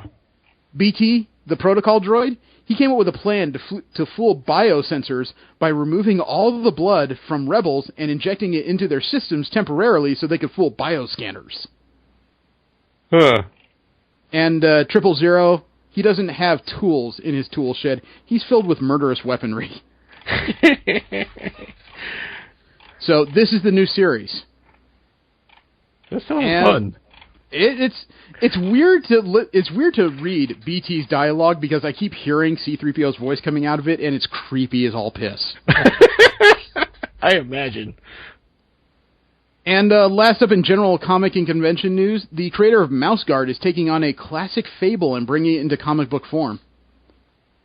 You guys remember when Disney used to be excited, Disney, I think every fall would put on a special up until about 1993 of The Wind in the Willows. With the frog, yeah. The frog and the automobile and the troublesome badger. Oh, that one. Remember the frog that got himself into so much trouble with the car he lost his home to weasels? In a lawsuit, if I remember correctly. That story is being done now as a graphic novel illustrated by David Peterson. It's going to be adapted by writer Kenneth Graham. That's one of those few stories that I can think of that isn't like as horrific as a lot of the Germanic fables. You know, I could share that with my kids as an object lesson in responsibility. Then again, it's being done in comic book form. For all I know, the hamster that travels, or the mole that travels with them, might take a saber and decapitate somebody. It is a comic book, after all. Party people, this is the Master of Games, Master Mario from the Cosplay Wrestling Federation. Word is Jeremy, Steve, and Jesse from the Rolling 20s will be all over Great American Comic-Con hosting panels with John Romita Jr., Joe Rubenstein, Bob Layton, and a whole lot of other special guests. Come see a great show December 3rd and 4th at the Cashman Center in Las Vegas. Great American Comic-Con. Where are you gonna be?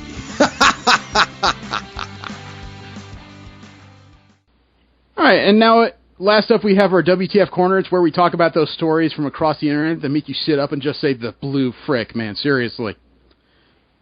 And first up we have video game videos. Unbelievable plays, incredible falls, and the kind of glitches that make you swear off your PS4 for at least 2 hours. Just 2. And gamers, right? But first off is a game that's relatively new out there, but it's no secret that it's been glitch-filled since it came out. That's Mafia 3. There's actually 2 videos from Mafia 3. You guys know that game at all? Mm-hmm. Well, I haven't played it, but yeah, I know what it is. Yeah, it's set in the time period of, I think, the 1960s New Orleans, so it's full of pre-digital technology and a bunch of racial epitaphs.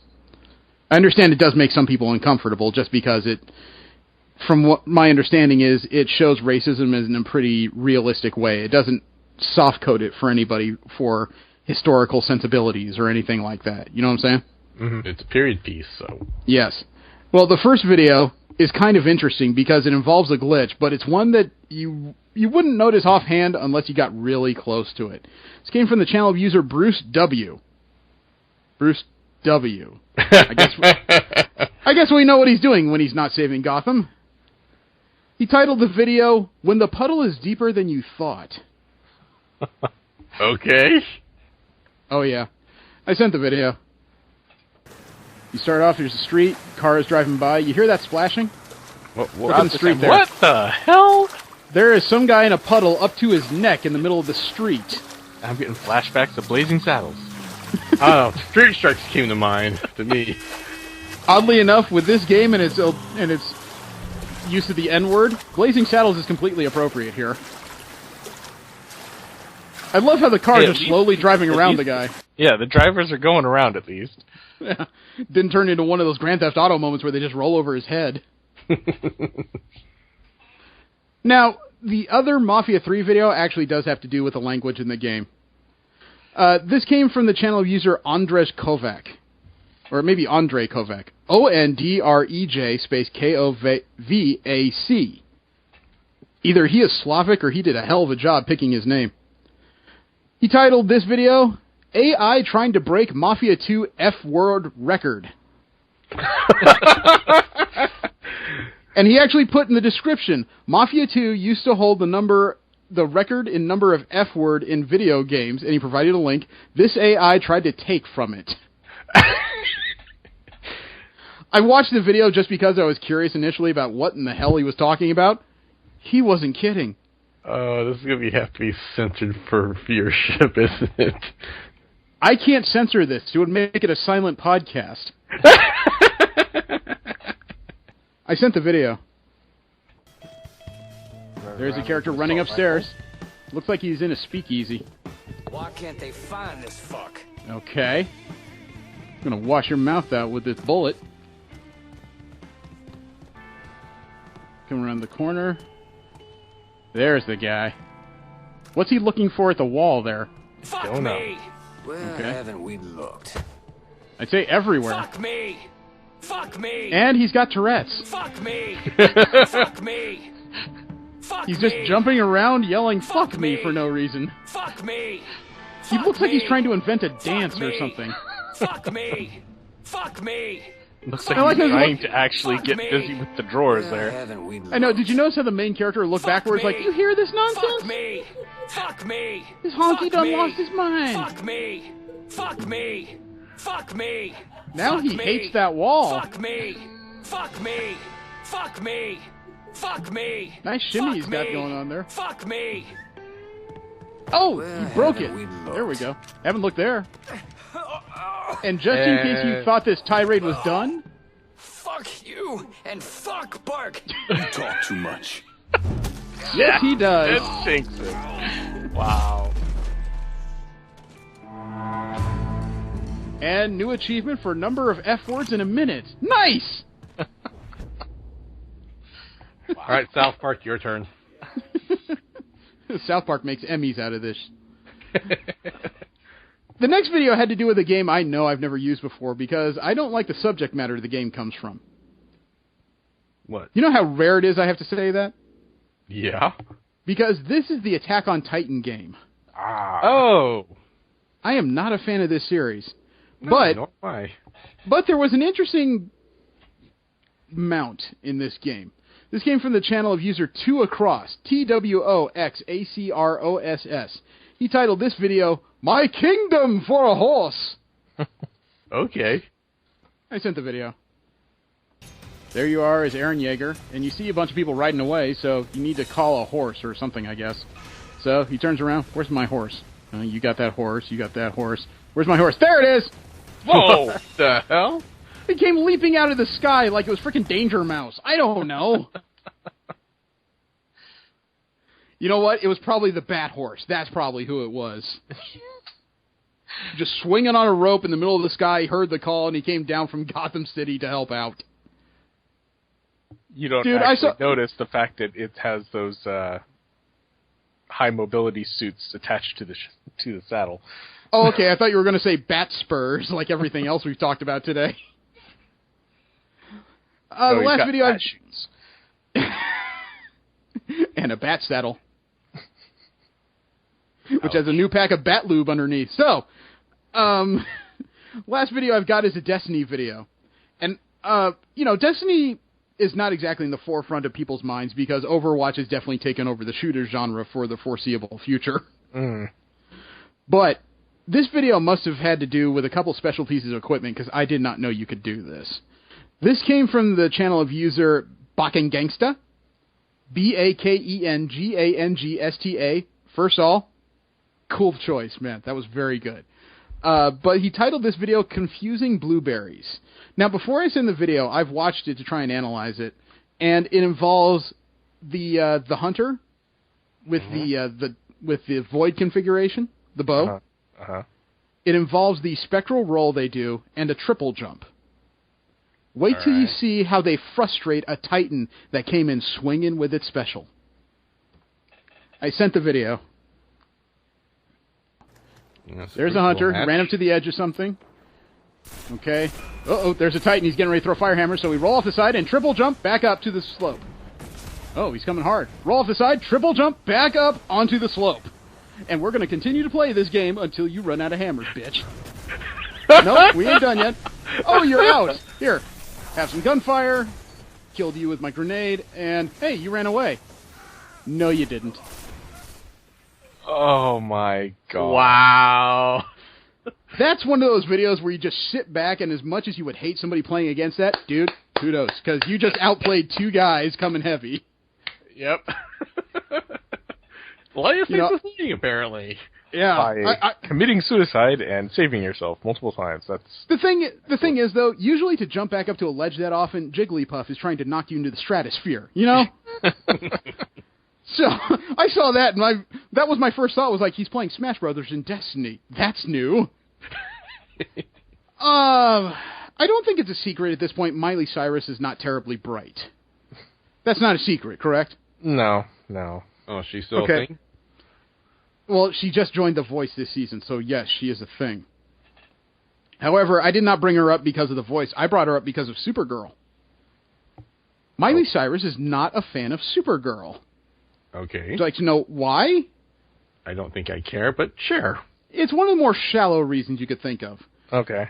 A recent quote she gave to Variety says, quote, "There's a show called Supergirl. I think having a show with a gender attached to it is weird. One, it's a woman on that fucking billboard. It's not a little girl. Two, what if you're a little boy who wants to be a girl so bad that this makes you feel bad? I think having a title like Supergirl doesn't give the power that people think it does," unquote. Pump your brakes.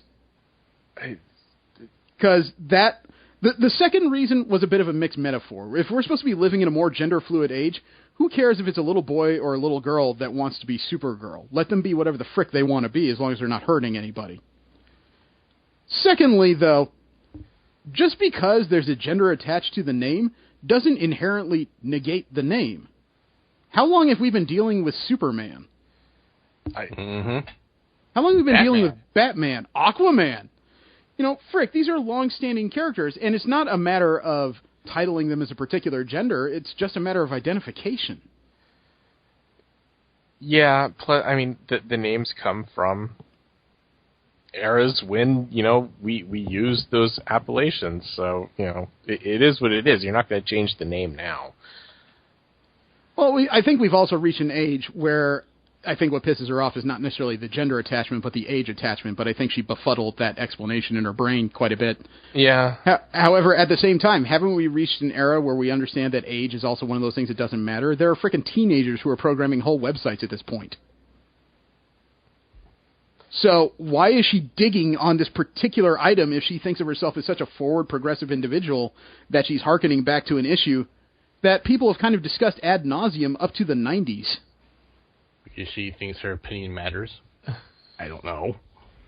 She only recently came out during National Coming Out Day as pansexual, and given her history on the internet, I don't think anybody was frickin' surprised. Yeah. I don't think she shocked or really revealed anything that anybody didn't already know based on her Instagram. Thank you very much. Considering I didn't hear about till now? Yeah. But in happier news, there are some sheriff deputies in Sonoma County who nearly pissed themselves laughing. Oh, what happened? Okay. Sonoma County is in California, so obviously that's our collective backyard, right? Well, that's also where a lot of my family lives. Oh, okay.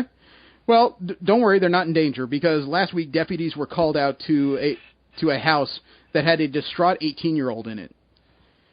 He had been left home alone when his dogs became agitated and started barking, and he couldn't stop them. He knew something was wrong, so he did a bit of investigating, and he heard weird noises coming from upstairs near the roof.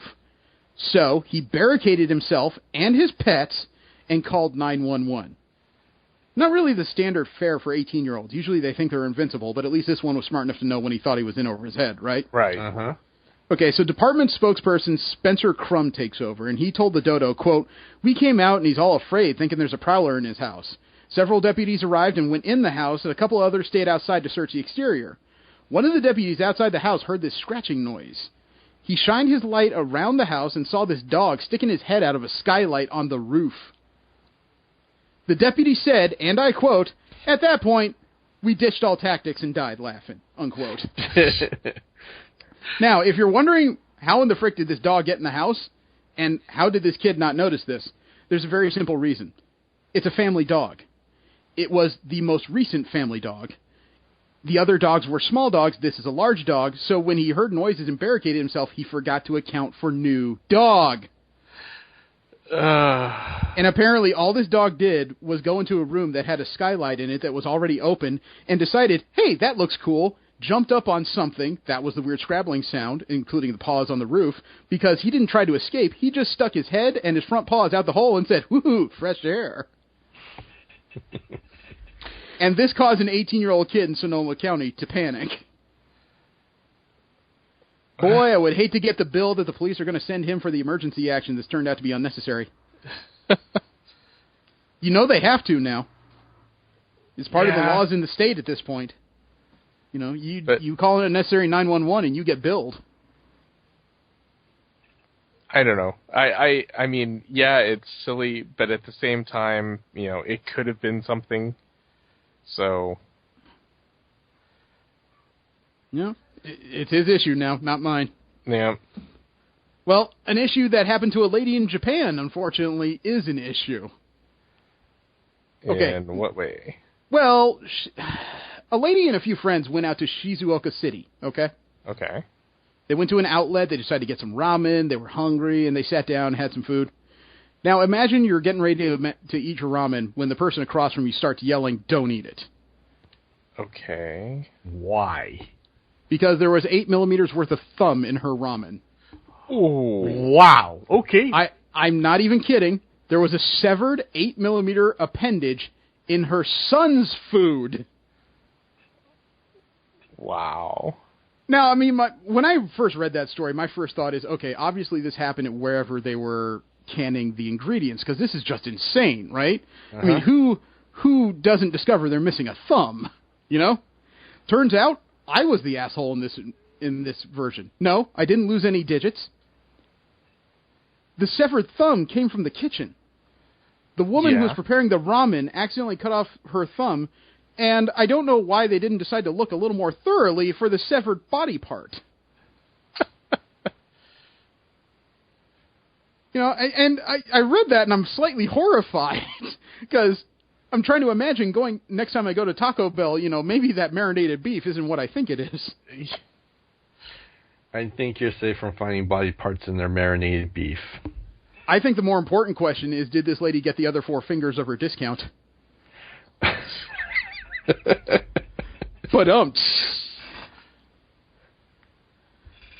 But that wasn't the only WTF story that came out of Japan. There was another guy who was arrested.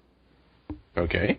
He was prowling around Saitama households, and he became entangled in a trap when he tried to steal something.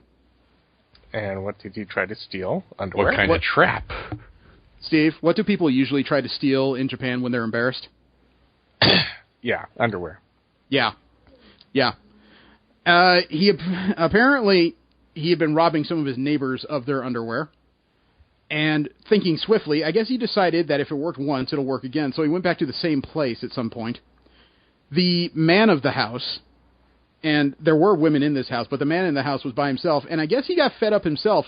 So after the underwear was stolen the first time and nobody could find any leads, he set a trap that involved a fishing line, a children's toy, and an alarm that sounded after being tripped.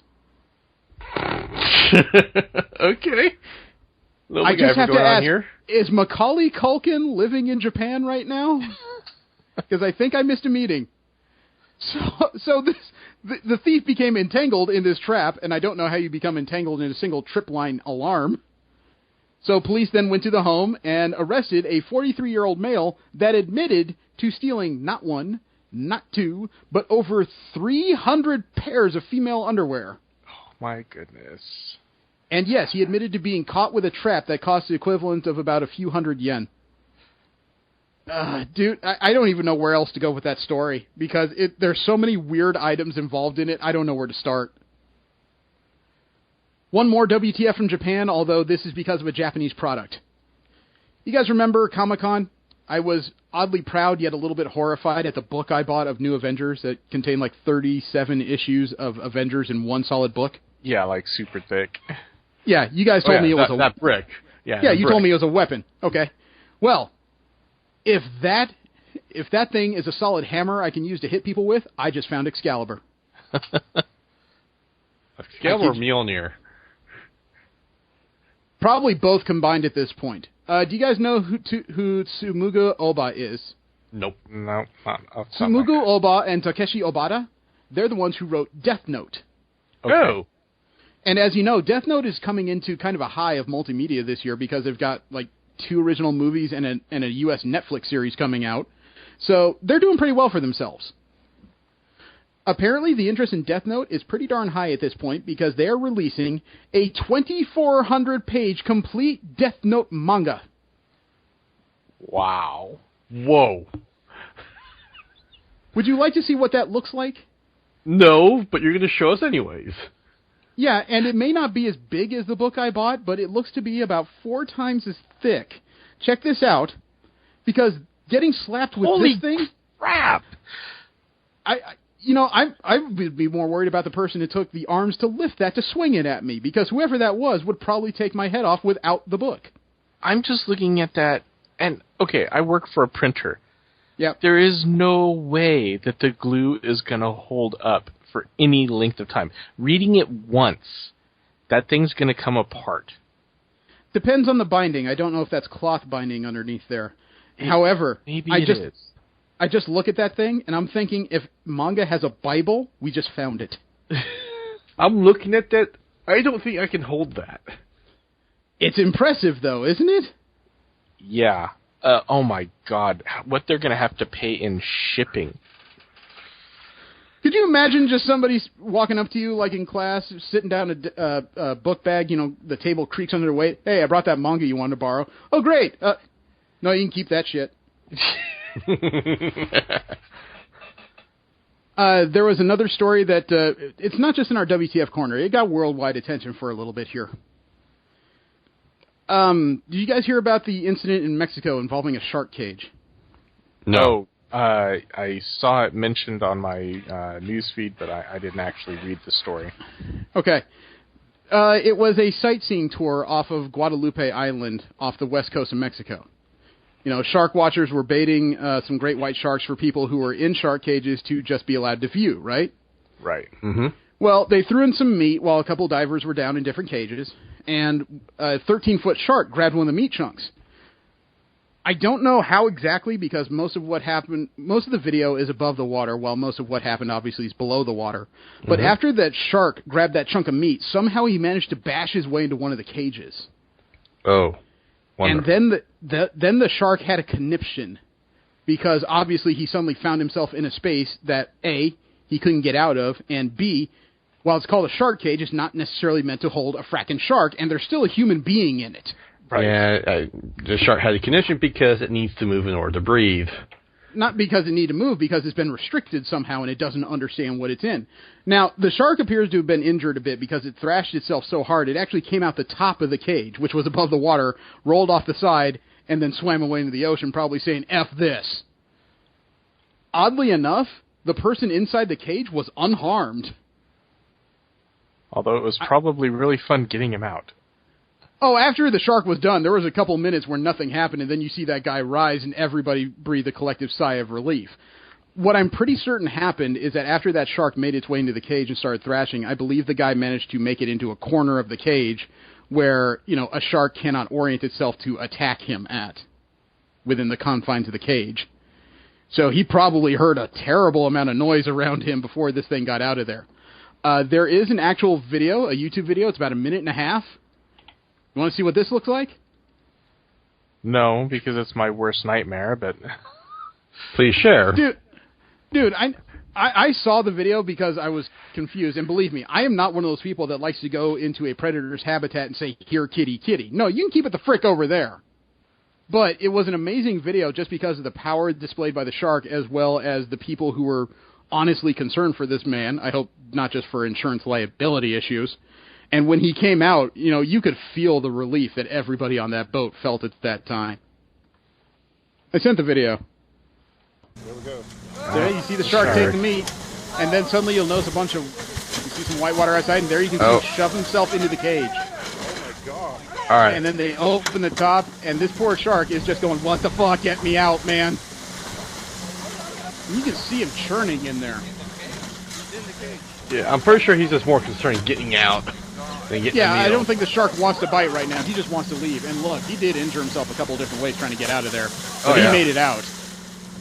That shark said, screw you, I'm going home. Is there anybody in there? And you can see the people working this cage. They are generally concerned for this man down there. Yeah. And the silence is deadly, isn't it? Just nothing happening for the longest time.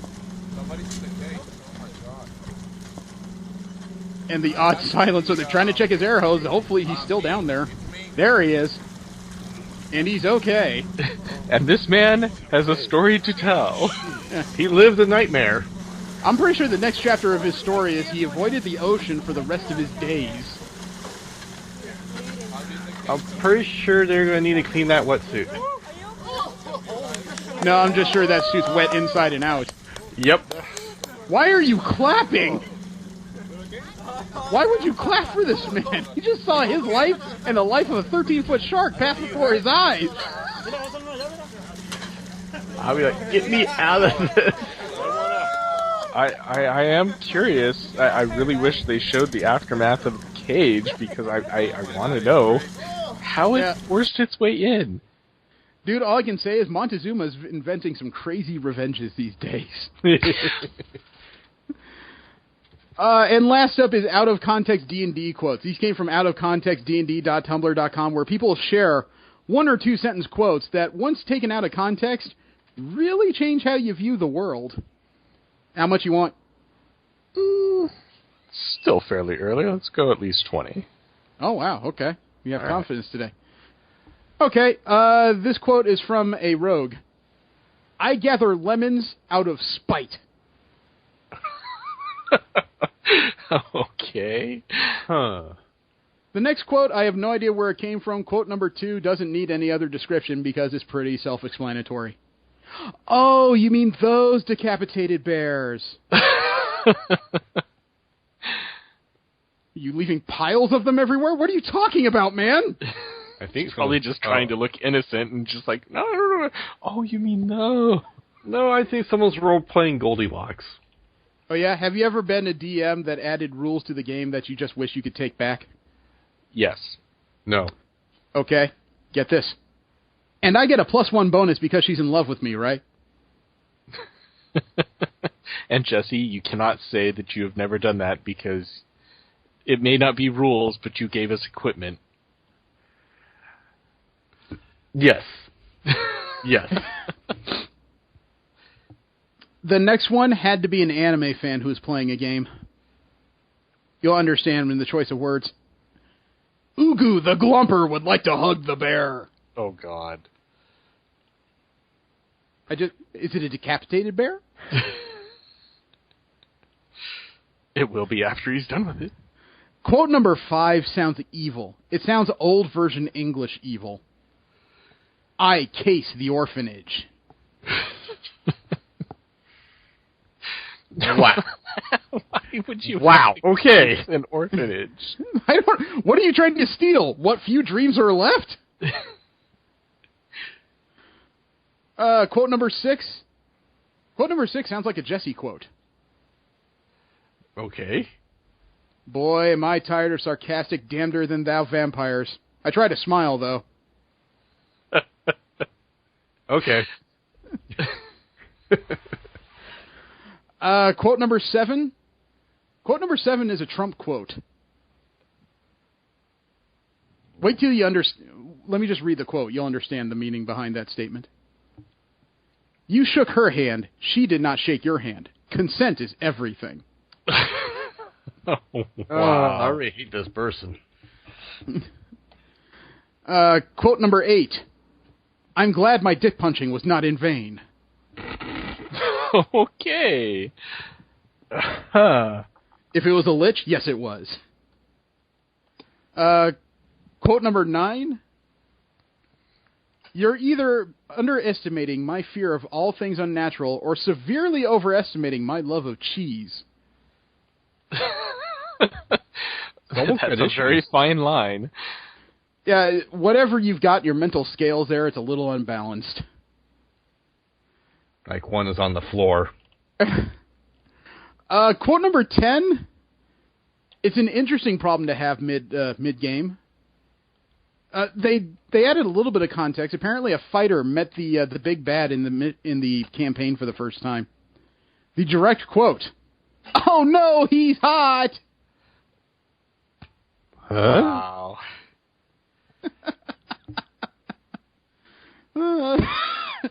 I think you channeled a little SpongeBob there. Quote number 11 is a necromancer talking to a bard. That sounds complicated. Jesus, Grimby, no! We've already got kazoo damage.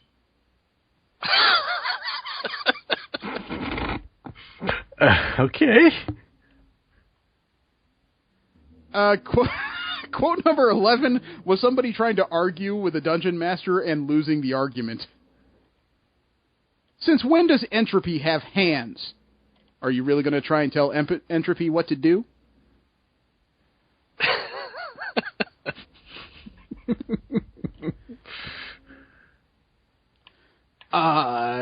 Now, quote number 13 was apparently an in-game quote, and I don't know how.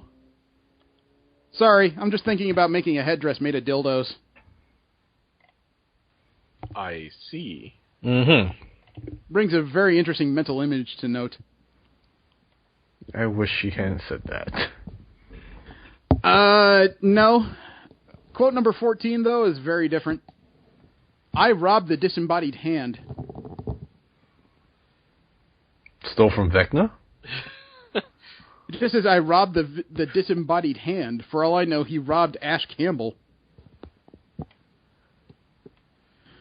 Quote number 15, I hate. It was a dragon with a magically amplified voice challenging the adventurers in a game. And all it said was, get good! What? We've talked about get good. Yeah. Did we? Yes. Get Good is the semblance of gamers who don't want to listen to the creator of video games who can't play the game as well as they can. Oh, gotcha. Yes. In which case, I'll cast Big B's hand and bitch slap the dragon.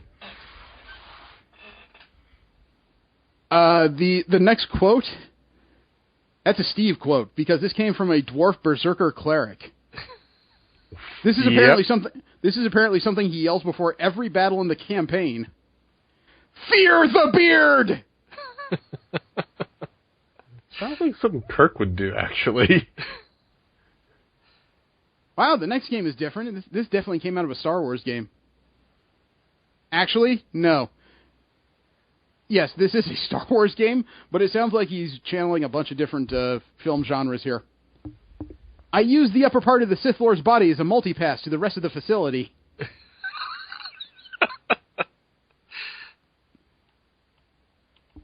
You know, the next quote is kind of unfair, because whoever posted the next quote in Out of Context D&D took a bunch of images from Overwatch and attributed quotes to them. And I assume these are all D&D quotes. So, unfortunately, thank you, Steve, I have to go through this. Fuck. Is giving them the old razzle-dazzle a free action?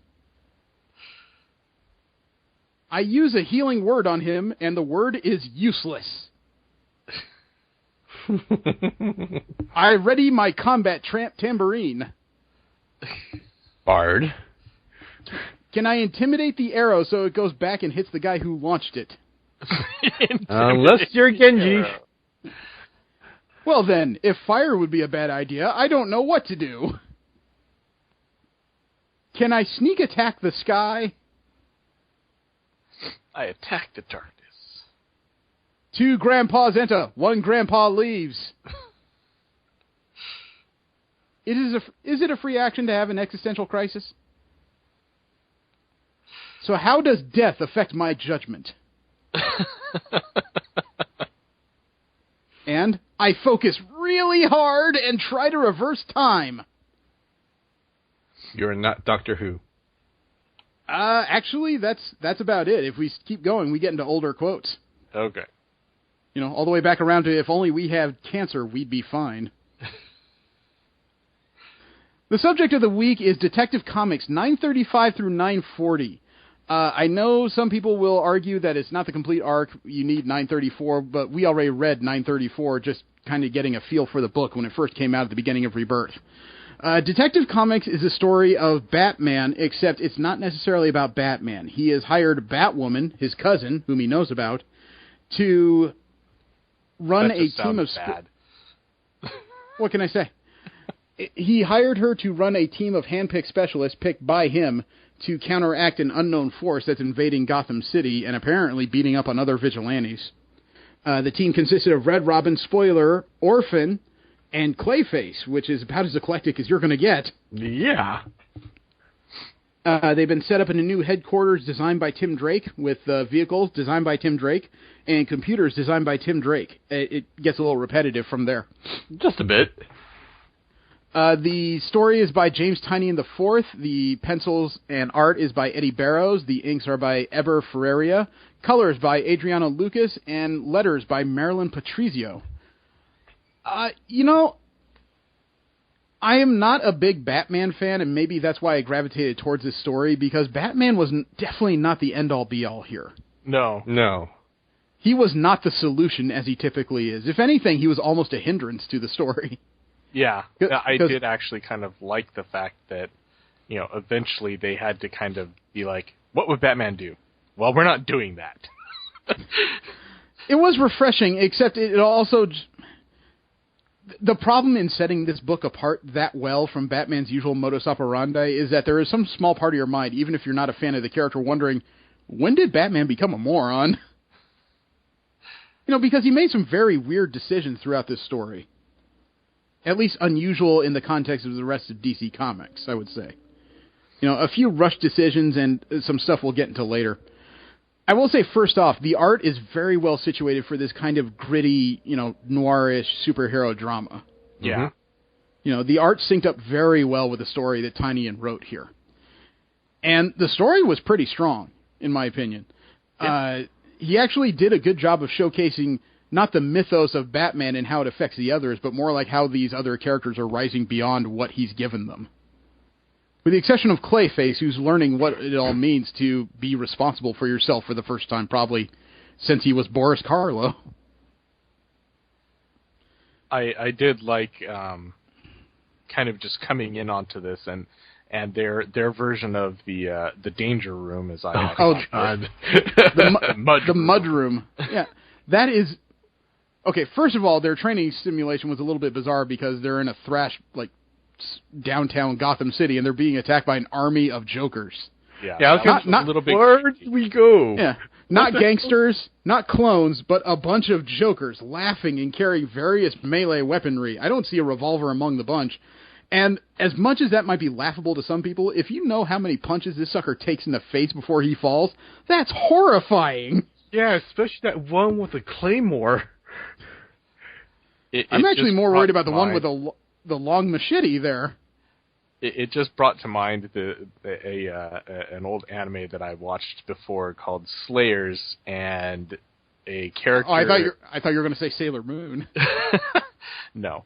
And a character in there called Naga the Serpent, who had the most annoying, bitch laugh, and just they had they cloned an army of her. And I could just imagine the Joker laugh being somewhat similar to that scene, and I was just like, oh god, this is horrifying.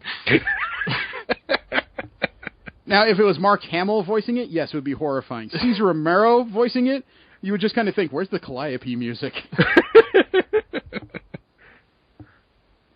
But the revelation that all these things are constructs made out of leftover pieces of Clayface they left behind in his various fights with Batman over the years that have been given new life thanks to, I guess you could say, electric stimulus. Dude! I can see why Clayface was a little bit dismayed just walking out of the room. Not because he got beat, but just because nobody asked. That is the equivalent of basically taking his toenails and making them dance for your enjoyment. Yeah. It's kind of disgusting as a concept. Useful, but disgusting. However, the one thing that kind of came forward in all of the panels involving the mudroom, anybody notice how Orphan appears to kick ass more than anybody ever asked her to? Oh, yeah. I think she's always in high gear. Well, Cassandra Cain is not my favorite Batgirl of all time, but she was always the most engaging to me, just because her history was not as similar as the others of I saw a crime and decided to fight it. Hers was I was the crime and somebody decided I deserve better. I would like to know how they came up with the name Orphan. I don't know how that exists in this universe. And poor Clayface trying to learn to fight as a human for the first time ever. Yeah. I did like her explanation onto why he needed to, because, that is a little bit scary. Yeah. Well, it is. If you think back about the history of this character, it's true. He's never really needed to know how to fight because he often just either outthinks them, outmaneuvers them, or just plain rolls on top of them. Yep. So if somebody like him learns how to fight, that's a dangerous damn deal. Oh, yeah. I was a little bit confused at how quickly he went along with this. I understand how remorseful he is about a lot of it, but you would think that being asked by the guy who's been beating up your face and faces for 3 decades now, asking you to help him, you would think he'd be a little more reluctant than he is. I don't know. I think they kind of set it up in the previous one where it's just like he thinks he's going to be getting something out of this, especially because they basically told him, they may have a way to, if not reverse it, at least let him control it. I did understand that part, but it seemed like a bit too fast for him to trust this guy who's made a career out of betraying that trust in one way or another. Has he, though? I don't really remember Batman really betraying his trust. Then again, I haven't read a lot of Batman comics, so...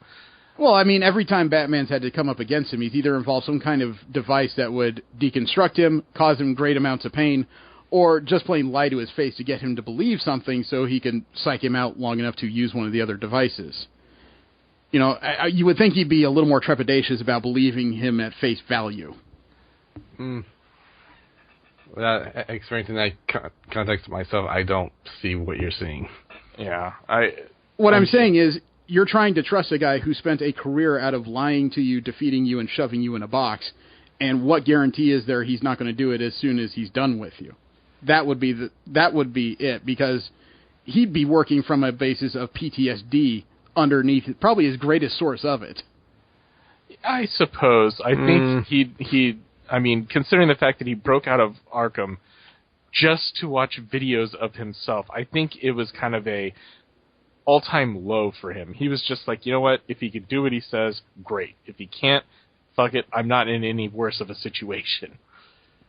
I'm not saying he couldn't grow to trust him. It just seemed a little fast for him to believe the Cure story for who knows how many times people have dangled in front of him. Yeah, well, I mean, honestly, again, I don't know that he was really even believing the Cure story. It was just you know what? Maybe he can do it. Maybe he can't, but I'm ready. He's asking for my help this time instead of fighting me.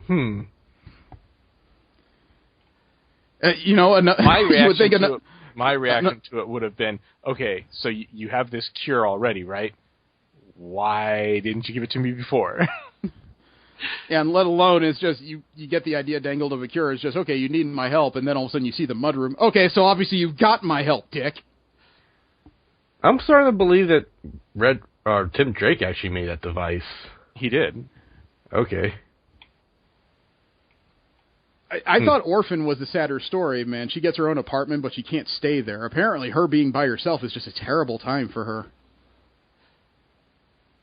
I don't know what her backstory is, but it obviously has something to do with ballet. No, actually, it's assassins. Well, I know, but she just has, like, this fixation on ballet, apparently. Well, Orphan grew up without any kind of actual childhood. Since she was young, she was trained not to speak by her father to make her a better assassin. That's why she's very monosyllabic. Right. I think the ballet is kind of a response to her lack of childhood. Now she's fascinated by things she generally didn't have exposure to, and ballet is one of those classic, when I was a little girl type stories. I was kind of drawing more from the fact that, her language was supposedly fighting, which, ballet is another form of language. It tells a story through motion and whatnot, and she was fascinated by that aspect, but maybe I was looking too far into it. But, like I said, the fact that she has an apartment but will spend no time there, she'll stay at Spoiler's place, she will go occasionally into Batwoman's place, but she will not stay anywhere by herself, apparently. And the description was, sometimes she just sits and I talk to her and she listens, other times she's gone before the morning and there's a bloodstain on my couch, and it's like, wow, somebody should really slow her down and ask her a couple of questions. Actually, I believe the quote was she would be watching television or ballet, which is why I was getting to the ballet point, or she would find her gone, with a bloodstain, just depending on where she was fighting crime at the moment is whose place she would stop by. If she wasn't so focused on her job, I'd say she has adult ADD, frankly, because she sounds like somebody who just can't stop. That seems appropriate for a proficient fighter as her, actually. Maybe. Was it issue 935, page 13? When I saw the Batmobile, I was waiting for it to transform and stand up. That bat face on it was like, wow. Yeah, I saw that. It's like, it harkens back to the old 91 animated series, which is kind of cool, but with the face and the angular panels on this thing, I really waited for it to transform and join Megatron in his fight against the Autobots. And then there are those tumblers. I saw I know, the colony used tumblers. There was part of me that clapped at that for a little bit of nostalgia, but another part that just said, you can come up with anything on your own for a one-shot vehicle? I don't know. It was originally supposed to be military design when they brought it out, so it made sense in that respect. Yeah. In the movie, yes. In the comic books, I do not know.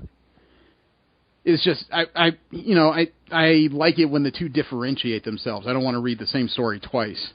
Well, they didn't even use it as part of the story, really, other than, hey, military guys driving this. I guess I was just disappointed. I wanted to see something original. And that was one of the... Maybe the writer or artist was making the same, like, he likes this Batmobile more than what they did in the movies. I don't know. I guess I kind of came into the same issue when it came to the design of the colony soldiers. Most of their outfit made sense to me. It was very much, a take on special forces and their need for equipment. The helmet, I could understand. And I also understand that this is an army based on the training regimen and fighting style of Batman. I get it. Uh-huh. Why do you need the ears on the helmets? Iconography? Yeah. Of what? It wouldn't be Batman. They're basically, if you watch the news reports and whatnot that they're having, they're basically, modeling themselves to make it look like Batman is, doing all this. Yeah, acting on the world. Yeah, but they still use it at all times. It doesn't look like it's something that they use just to fake Batman's image. It looks like something that's a permanent fixture to their uniforms. Right, yeah. Because they're making the Batman army. Without the ears, it's not a bat. And otherwise, the colony of bats, so on and so forth. It's all still with the whole iconography and everything. I guess I just saw I don't know. it as It makes sense to me. It doesn't quite make sense to me because you're using his moves, but not necessarily his ideology. Because that's all they really borrowed. They were a bunch of fanboys. Yeah, I don't think they understand his ideology. Outside looking in. Obviously they don't. They're taking it militarized, but at the same time, the guy that was designing all their tech was like a huge fanboy. Oh, yeah. What is he going to do? Yes, he is going to use all the iconography and everything else. I still think wait, hang on, because I don't understand why. Because you're building a military unit, and yes, it's based on his fighting style, but when I say they're not using his ideology, that means they're not using his theatrics in any sort of format. There was no smoke pellets. There was no weird descent from the ceiling. Look when they were first, it's later on in the comics, but, when he runs into Ulysses and he shows him that scene of them doing that raid, there was totally smoke grenades and whatnot thrown in there, gas grenades and so forth. Those were grenades. I was talking about the pellets. Same idea. It's the same idea. You're creating cover to disorient your opponents. And it's in disorientation, yeah. And you could even go as far as saying, okay, it's part of the thing because they're antennas. I don't know. They never really explained it, but they kept saying that the helmets kept going into static mode. Static mode. And it actually broadcast moves for them to do and so forth. So, I don't know. Well, the other thing broadcast moves. Yeah. The other thing... static mode was to obfuscate their hearing so they couldn't hear a conversation. No. But they also actually, when he was talking to Batman, he said that the helmet will display moves for them to do because it knew, Batman's fighting style. I'm also thinking... there was a conversation, there is a conversation that did that. No, I was saying the Ulysses... I don't think he knows how to make the gadgets as compact as Batman does it. That's why they're looking through his utility about that. In that, well, yeah, that was I actually really enjoyed that particular thing. They're just like, this is going to revolutionize our stuff, and I'm just like, wow. Yeah, I don't think he has the engineering to make it as compact. So that's why it looks as bulky as it does. That's why they're probably using smoke grenades as opposed to smoke pellets. True. That I would believe. Behind that, too. It's just one of those cases where the design of the colony was one of the few offsetting points I had in this story. I enjoyed a massive part of it, but the colony as a concept I liked a lot, but the design seemed a little too close to home. Yeah, no, I would totally agree with you there. It looks fugly. But yeah, I just, it didn't off-put me when I saw, the ears on the helmets, because I was just like, you know what, they're essentially trying to make an army of Batman, and they're going to use the same, look and everything else to try to achieve, similar results.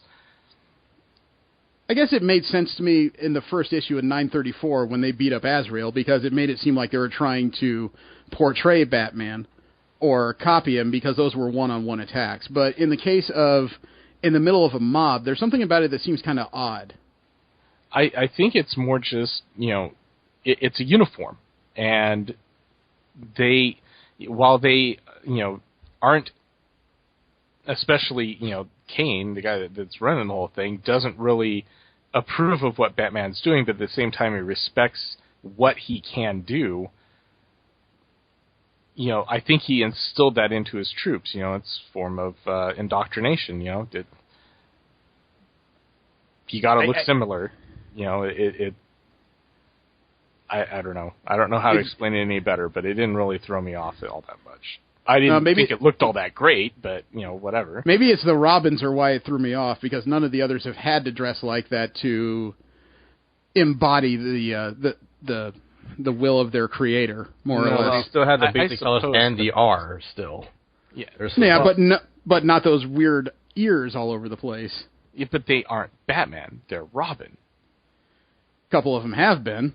Actually, all of them have been, now that I think about it. But when they donned, when they took over as Batman, I'm pretty sure they did actually, have the whole cowl and everything. Don the whole cowl.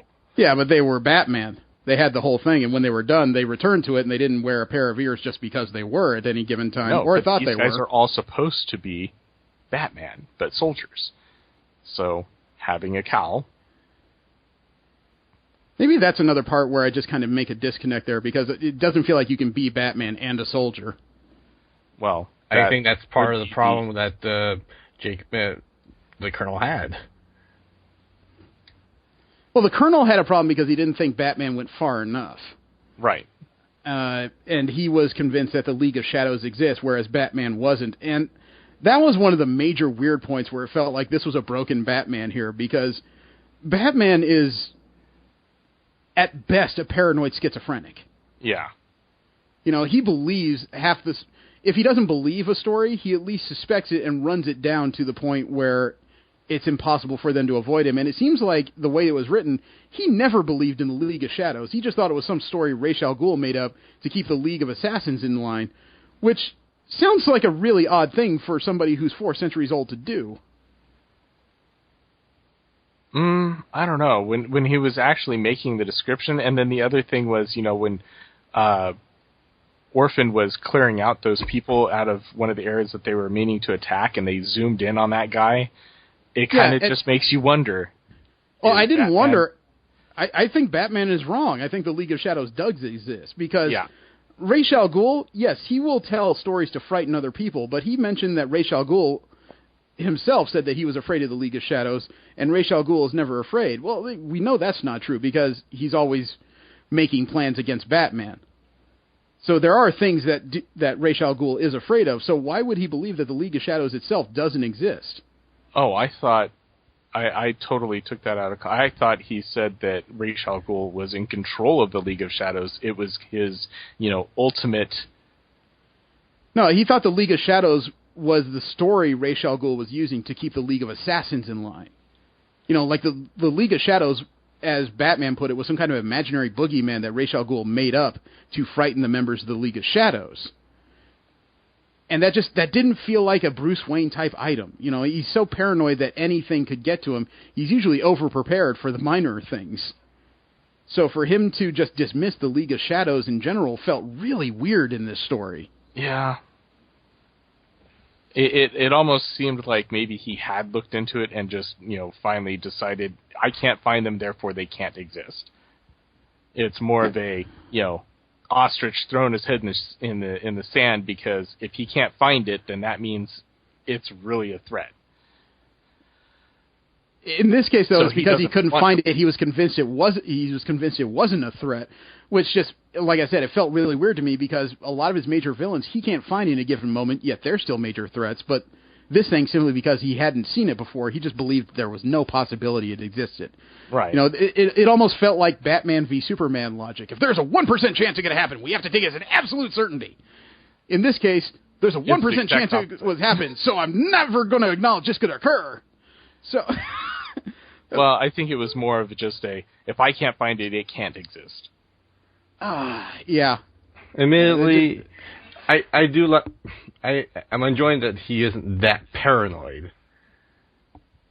Well, he does seem more like a normal person, but I guess it runs into that stereotype that DC is built, is that he is not a normal person. He's a peak human with an intensely broken psyche. That's the best descriptor I can come up for. I'd like to say that he is the man all people should aspire to, except to become this guy, you have to be one effed up individual. Yeah.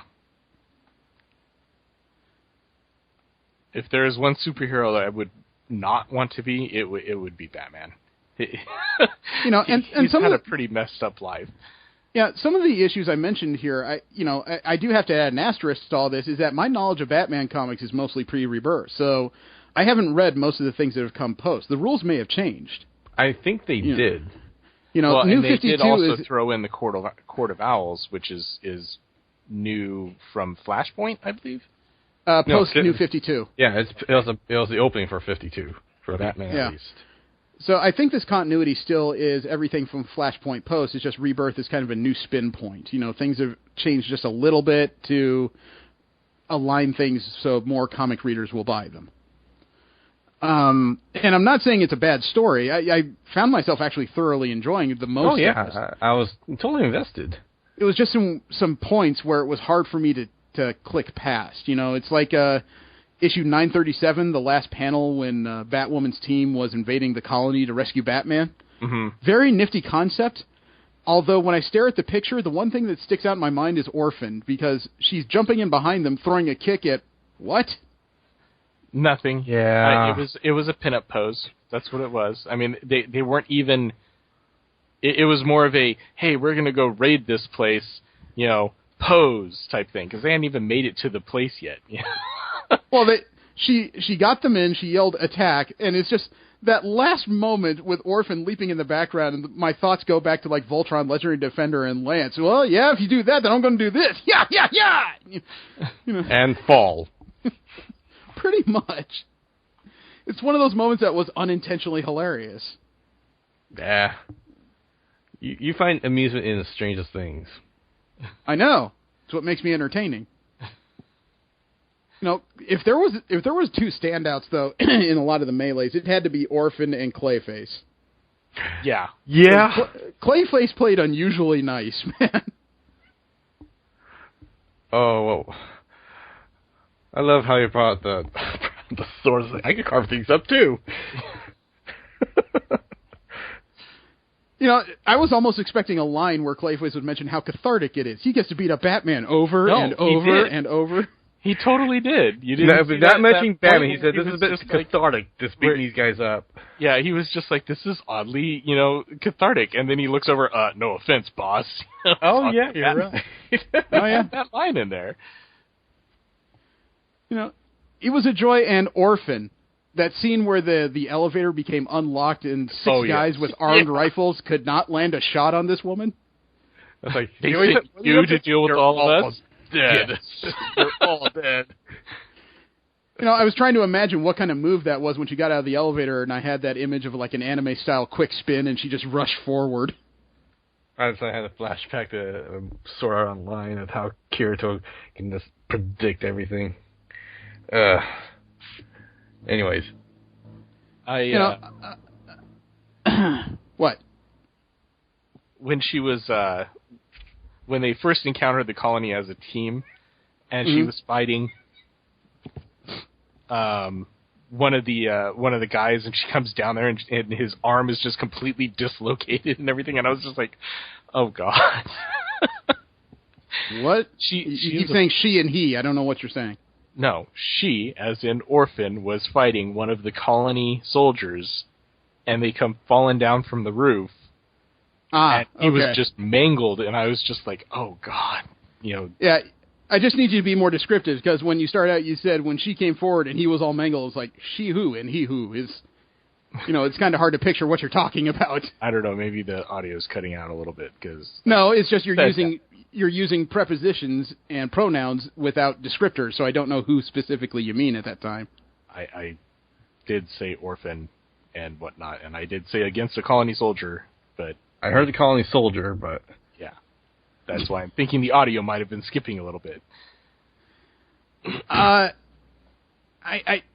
guess one of those other sticking points for me was how perfectly this team was set up with the the new healing base and the transportation system. Mm-hmm. Mm-hmm. I mean, it did feel like Tim Drake had unnatural amounts of access to Wayne Tech and its funding for reasons that are beyond me. I think he said unlimited funding. Yeah, he said that, this is the kind of things that he can do when he has unlimited funding, and he doesn't sleep, which I didn't know, but I think he was just, using... Oh, that's part of being trained by Batman. I was kind of hoping that would be a joke, because that's very dangerous. That might explain why Batman is how he is. The brain is supposed to get 6 hours of rest. Without it, it could go nuts pretty quickly. Did anybody else laugh when the colony showed up in a helicarrier? I didn't really think about it. Oh wow, that's an airship. Okay. I saw that and I thought, oh boy, S.H.I.E.L.D. just showed up. It is a helicarrier with wings. Yeah. All Batman themed. So. I know, great. And the flow of the last issue, I still had a little bit of an issue with, because we discussed it, was it 2 weeks ago? How Tim Drake didn't die? Mm-hmm. Right. And it's still just, even knowing it was coming, I was impressed by the imagery, because the artist went overtime on that one. It looked awesome. Yeah. I actually kind of felt something when Bruce Wayne read that letter. Yeah. I know. It was another case where it felt like Batman just went by what he saw really quickly. Yes, he picked up the staff and it had that weird amount of gore at the end of it, which I don't really know where that came from, since Tim Drake was fighting drones, so they didn't bleed, and Tim Drake didn't have any serious injuries like that. Well, he got kind of annihilated by the drones, so I was just assuming that was Tim's blood. But he didn't get annihilated by the drones. He was taken out, as we saw. Right, but he was bleeding, he was wounded, he had shattered ribs, broken leg, so on and so forth. I'm sure that he left some blood behind on that staff. In that kind of carnage? From the first wave of drones, yes, I'm sure there was blood on the staff.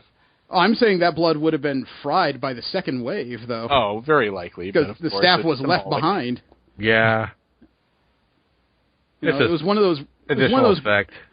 It was that, in addition to Batman just kind of picking up the staff with no body. You would think after all this time and all these Robins he lost, he'd know that no body means that something else is going on here. Because the place is annihilated. I mean, the belfry is broken, burning even from the heat of the fire, yet the staff is perfectly preserved in the middle of it all. Yeah. That would, after all the weird crap he's seen, you would think he'd just kind of look at that and say, where's the body? I don't know. The level of destruction was supposed to be on building annihilation scale. The fact that the staff was left is kind of going, but at the same time, the fact that there's no body, that doesn't really surprise me so much.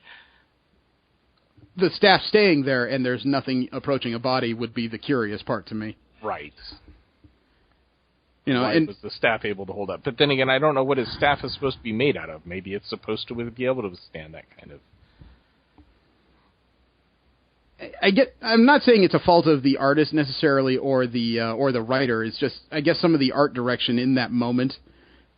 There was a couple details that were overlooked that, when you kind of break them down, don't make a cohesive whole, is my issue. Yeah, but that's just you overanalyzing it. It also didn't help that I had foreknowledge of the end of the book. Right. Yeah. If it was just me reading it, it probably wouldn't have been that glaring, except... this was me reading the book after knowing what the ending was, so there were a couple details that I had time to mull over as I was going. Yeah, actually, the thing that kind of made me just, going by Batman's usual modus operandi and whatnot, where he's trying to commiserate with Spoiler and play up, oh yeah, he's a hero and all this other stuff. She's like, no, you don't understand, and hands him the letter, and he's so shocked, and I'm just like, Batman would have known. Yeah. He was just waiting for Tim to tell him. This should not be a surprise. Let alone that the panels afterwards where they reach toward each other and have that embrace. Unfortunately, given recent Batman stories, there I am sitting at my desk thinking, please don't fuck her. Dude, the body's not even cold. There is no body. I know. If she gets pregnant, dude. She's already. Oh, well, this might be the 52, so she may not have gotten pregnant yet. No, but she's already come back from the dead once in this storyline, so this is like Days of Our Lives, dude. Oh God, we know too much back. We know too much back history.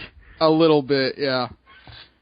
It is an entertaining read. I would like to know where the story went from here, except it's going through this crossover right now called Night of the Monsters, where somebody's creating monsters out of people, including Nightwing and Gotham Girl. So there's a part of me that's curious, but I don't want to go through like 3 other Batman books I might not be interested in. I'm waiting till after that's done, trying to find out how they'll actually deal with the perceived death of Tim Drake. Mm. Yeah, I did like kind of like the character moments of everybody. Yeah. Including even Nightwing, which hadn't been in part of the story, until then, but, was mentioned by Batman as trying to get a hold of the Midnighter. And I was just like, all right.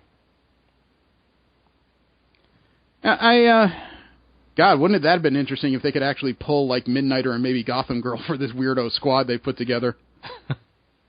That would make it complete, because you would have your Batman-esque character without actually having Batman hanging around. I don't think Batman would have picked up the Midnighter for this team, considering how violent he is. I don't know. He worked pretty well with Tim a couple times. Well, that's Tim. This is Batman. I'm sorry, not Tim. Dick. You work with Dick. Actually, now that I've said that Point out loud. still stands. Well, no, not exactly, because Midnighter, as we know with Apollo, knows how to work Dick pretty well, so. Boo. But Midnighter would actually be well-suited to this scenario. I don't know about Gotham. He would be another orphan, technically. A little bit, except Midnighter actually knows how to get information from people when he's looking for it. He's not just a cudgel you go waving around. He's a cudgel that asks questions. Right. I just meant fighting-wise. That's kind of the same role that he would be playing. That would almost be one reason just to add him to the book, just to have Orphan and Midnighter throw down and find out who wins beer money. No, but the book overall was very engaging. It just, it worked better for the others than it did for me, it sounds like. And I'm not saying I hated it. I actually enjoyed it thoroughly. Maybe there's just too much continuity I've stuck in the back of my head to just let go. Well, there is that possibility here. Because the overall concept is wonderful. It really is. It takes, again, is what makes it great. It took an aspect of Batman's lore and pushed it past where he would normally go.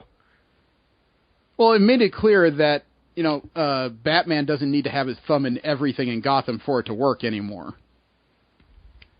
Which is, I guess you could say, been one of the serious problems in Gotham City-based comics, is that all of them involve Batman getting very much into their lives somehow. Even Gotham Academy.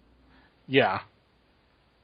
And, the fact that the Belfry repairs itself does mean that even with, the damage sustained in his death, it will function without him. Conceivably. I'm not sure it was built necessarily to repair from that kind of damage after I read the comics. But then, because he was fighting on top of it. I don't know if the roof was destroyed. I didn't really see that. Like I said, I'm not sure, because that was supposed to be building leveling power that apparently only just took out the facade of the top of the building. Yeah. And as much as he was talking about the building repairing itself, when I started to read further, it was more like the basic items, like there were duplicative items for certain stuff. I don't know if it was like meant to be rebuilt from annihilation like that. Yeah, he's talking about replacing like broken window panes and whatnot. No, not like full on regeneration. Well, I understand that, but I didn't see how much of the Belfry was destroyed. He was not fighting in the control center. He was fighting on top of the roof, and I don't know how much, underneath that. It was a pretty long drop from the roof into that control area. So I don't know that the control center itself was destroyed, in which case, I don't know that it would be able to replace, the top parts that were blown away, but the area itself might still be functioning. I don't think Jesse and I are trying to argue that it's a non-functional item. It's just a case of we don't we don't see that when it came to the actual the roof's not going to be repaired. Yeah, I don't think that kind of measurable destruction was what Tim Drake designed it against. Right. So I'm pretty sure somebody is going to owe this building a new roof at the very least. I think his initials start with B and W. Probably, unless he starts kicking the crap out of Colonel Kane and asking for his wallet. Which he may. Yeah. You know, I also get the feeling that this story is not going to be resolved anytime soon, because after this, the colony's, airship with most of its personnel went into hiding in a teleportation bubble. And then they have Colonel Kane. Only the base, not the airship. I was pretty sure that the airship was what vanished. No, it was the... I thought the airship got shot down by the Army because he didn't surrender. He was planning on going down with the ship-type deal. It was all the people in the colony base itself that got teleported out. I think. My understanding was that it was the airship that was actually teleported, because he mentioned that they started the protocol and Batwoman dragged him out of a window before that could occur. Ah, maybe so. Right, okay. And that boom, I'd assume they appropriated boom tube technology. Oh, wonderful. So I thought that was their escape. So it looked like the majority of the colony and its equipment is fine. It's just in hiding somewhere, and obviously their stealth tech is of next-level gear if even Bruce Wayne stuff can't find it. Right. Like those bat drone things. Yeah. So it's obviously a problem that's going to poke its head in the future. It's just, again, I don't know how far in the future this is going to occur. Yeah. They've set up an enemy that they don't have their leader, they only have their techie. Well, they've also done a good job of setting up an enemy that's in the wheelhouse of most everybody involved in it. That again does not require Bruce Wayne to be involved for them to be an enemy. It's already pretty personal with Batwoman's father leading the damn colony. Yeah. And it's inevitable they'll come back to try and find him. So, all right. And without Tim, they don't really have that level of brain to be able to go up against Ulysses. Yeah. I wonder what code name he's going to get, or what name they're going to give him. Actually, it makes you wonder how aware they are of Barbara Gordon. I will be honest, when I saw I am going to butcher that name every time. Ulysses. He reminds me of Control Freak from the Teen Titans show. It's funny you mention that, because every time I saw him speak, all I heard was Jesse Eisenberg from Batman v Superman. I saw that too! Which didn't help matters at all. So actually, I'm going to roll back to, 938? When he gets that flashback at the beginning of the issue of how Colonel Kane got that promotion in the folder he was looking at. Yeah. I'm thinking he might be mistaking the Corps of Owls for the League of Shadows. Because that Corps of Owls is all over. Or could it be that the League of Shadows has also infiltrated the Court of Owls in addition to the rest of Gotham? Or they evolved into it. I don't know. Who knows? I don't think evolved, otherwise Wayne would have heard of it already. He's already well aware of the Court of Owls. I'm going to assume the League of Shadows has infiltrators within the Court of Owls. Probably. But it also shows that Colonel Kane, if this all occurred many years ago, is pretty well aware of events that go on Gotham, probably before Bruce Wayne does at this point. He seems to be much better informed. Oh my God, the government beat Batman at something. I still was kind of amused about, Batman contacting the president. No, this is not this, diplomat. You know who I am. And I'm just like, really? Really? As impressive as that's supposed to be, it was a bit of an eye-roll moment. Yeah, well, I was just sitting there thinking to myself, I'm the goddamn Batman. It was just one of those moments. I just have this image of this poor guy at his desk just looking, Michelle, I thought we were supposed to change this number.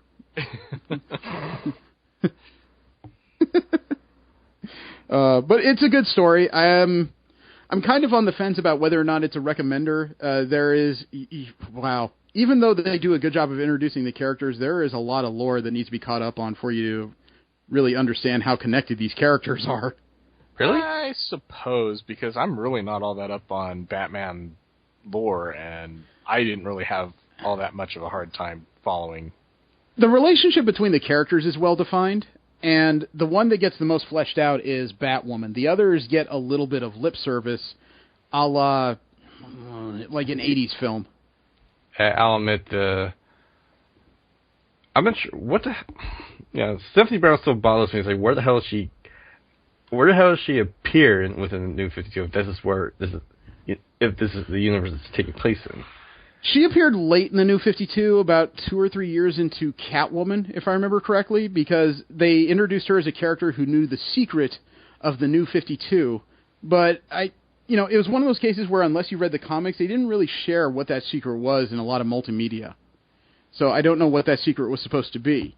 I also don't know if the timeline where she was a Robin pre-52 is intact. I doubt it. So it's really kind of a question mark as to where she sits in the universe personally. But unfortunately, to find out her history, you don't necessarily read Batman books, you read Catwoman books. Huh. As if that helps. I'm sorry, but that's the knowledge I have on the matter right now. I guess some pre-knowledge would be useful, I guess, yeah. Because, there's also the issue I had as to, yes, I love Cassandra Cain as Batgirl, but I don't know if she's been Batgirl in these books. Yeah. Not in New 52, and which also probably means that Stephanie Brown was not a Batgirl either. Probably not, because she was Batgirl post her resurrection just before Flashpoint. And Robin prior to that. Mm-hmm. Yeah. I wasn't really concerned with the Bat story. I suppose that's one of the reasons why I really liked this book, because I was familiar with the characters, but I didn't really care how they fit. It does kind of raise a question, when you actually think about it, though, because why were all of these people being watched if they had no connection prior to Batman?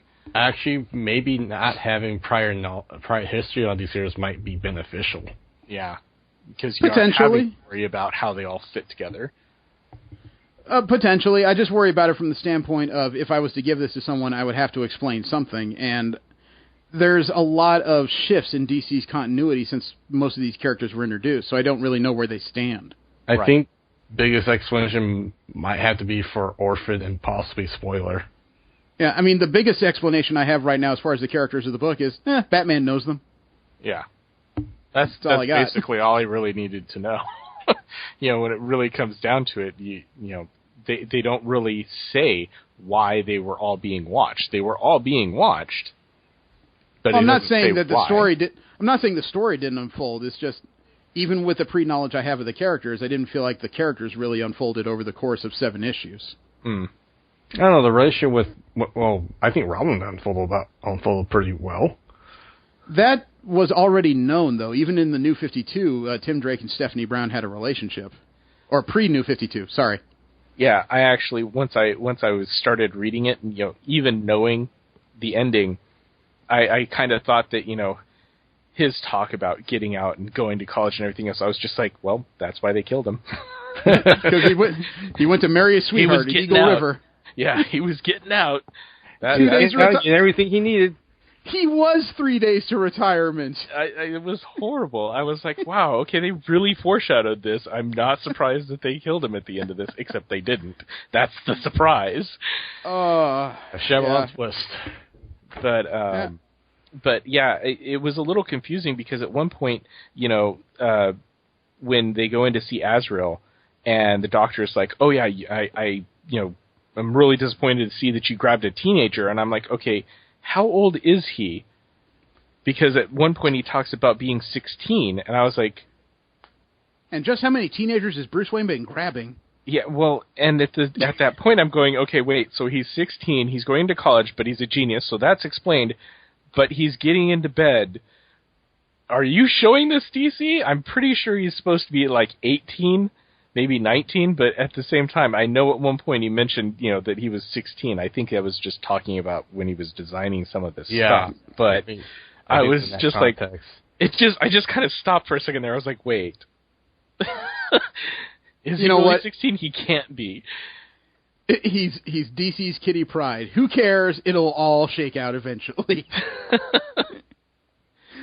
All right. I think we've harped enough. What do you think? Yeah, I think it's pretty clear that we all did enjoy this, at least. Yeah. Any suggestions for what's next? Because I only have one. I still want to read Steve Rogers' Captain America, but what do you got? Well, it's either that or we talk about the show that's been out for a couple weeks. Oh, yes. We haven't touched Cage. Oh, yes. You know, I'm not saying I go out and get coffee with the man, but there it is. You want to watch 3 episodes of Cage? Sure. Yeah, I'll have to borrow Jesse's account. But not hard. Okay, I'm not touching that comment. That's too easy.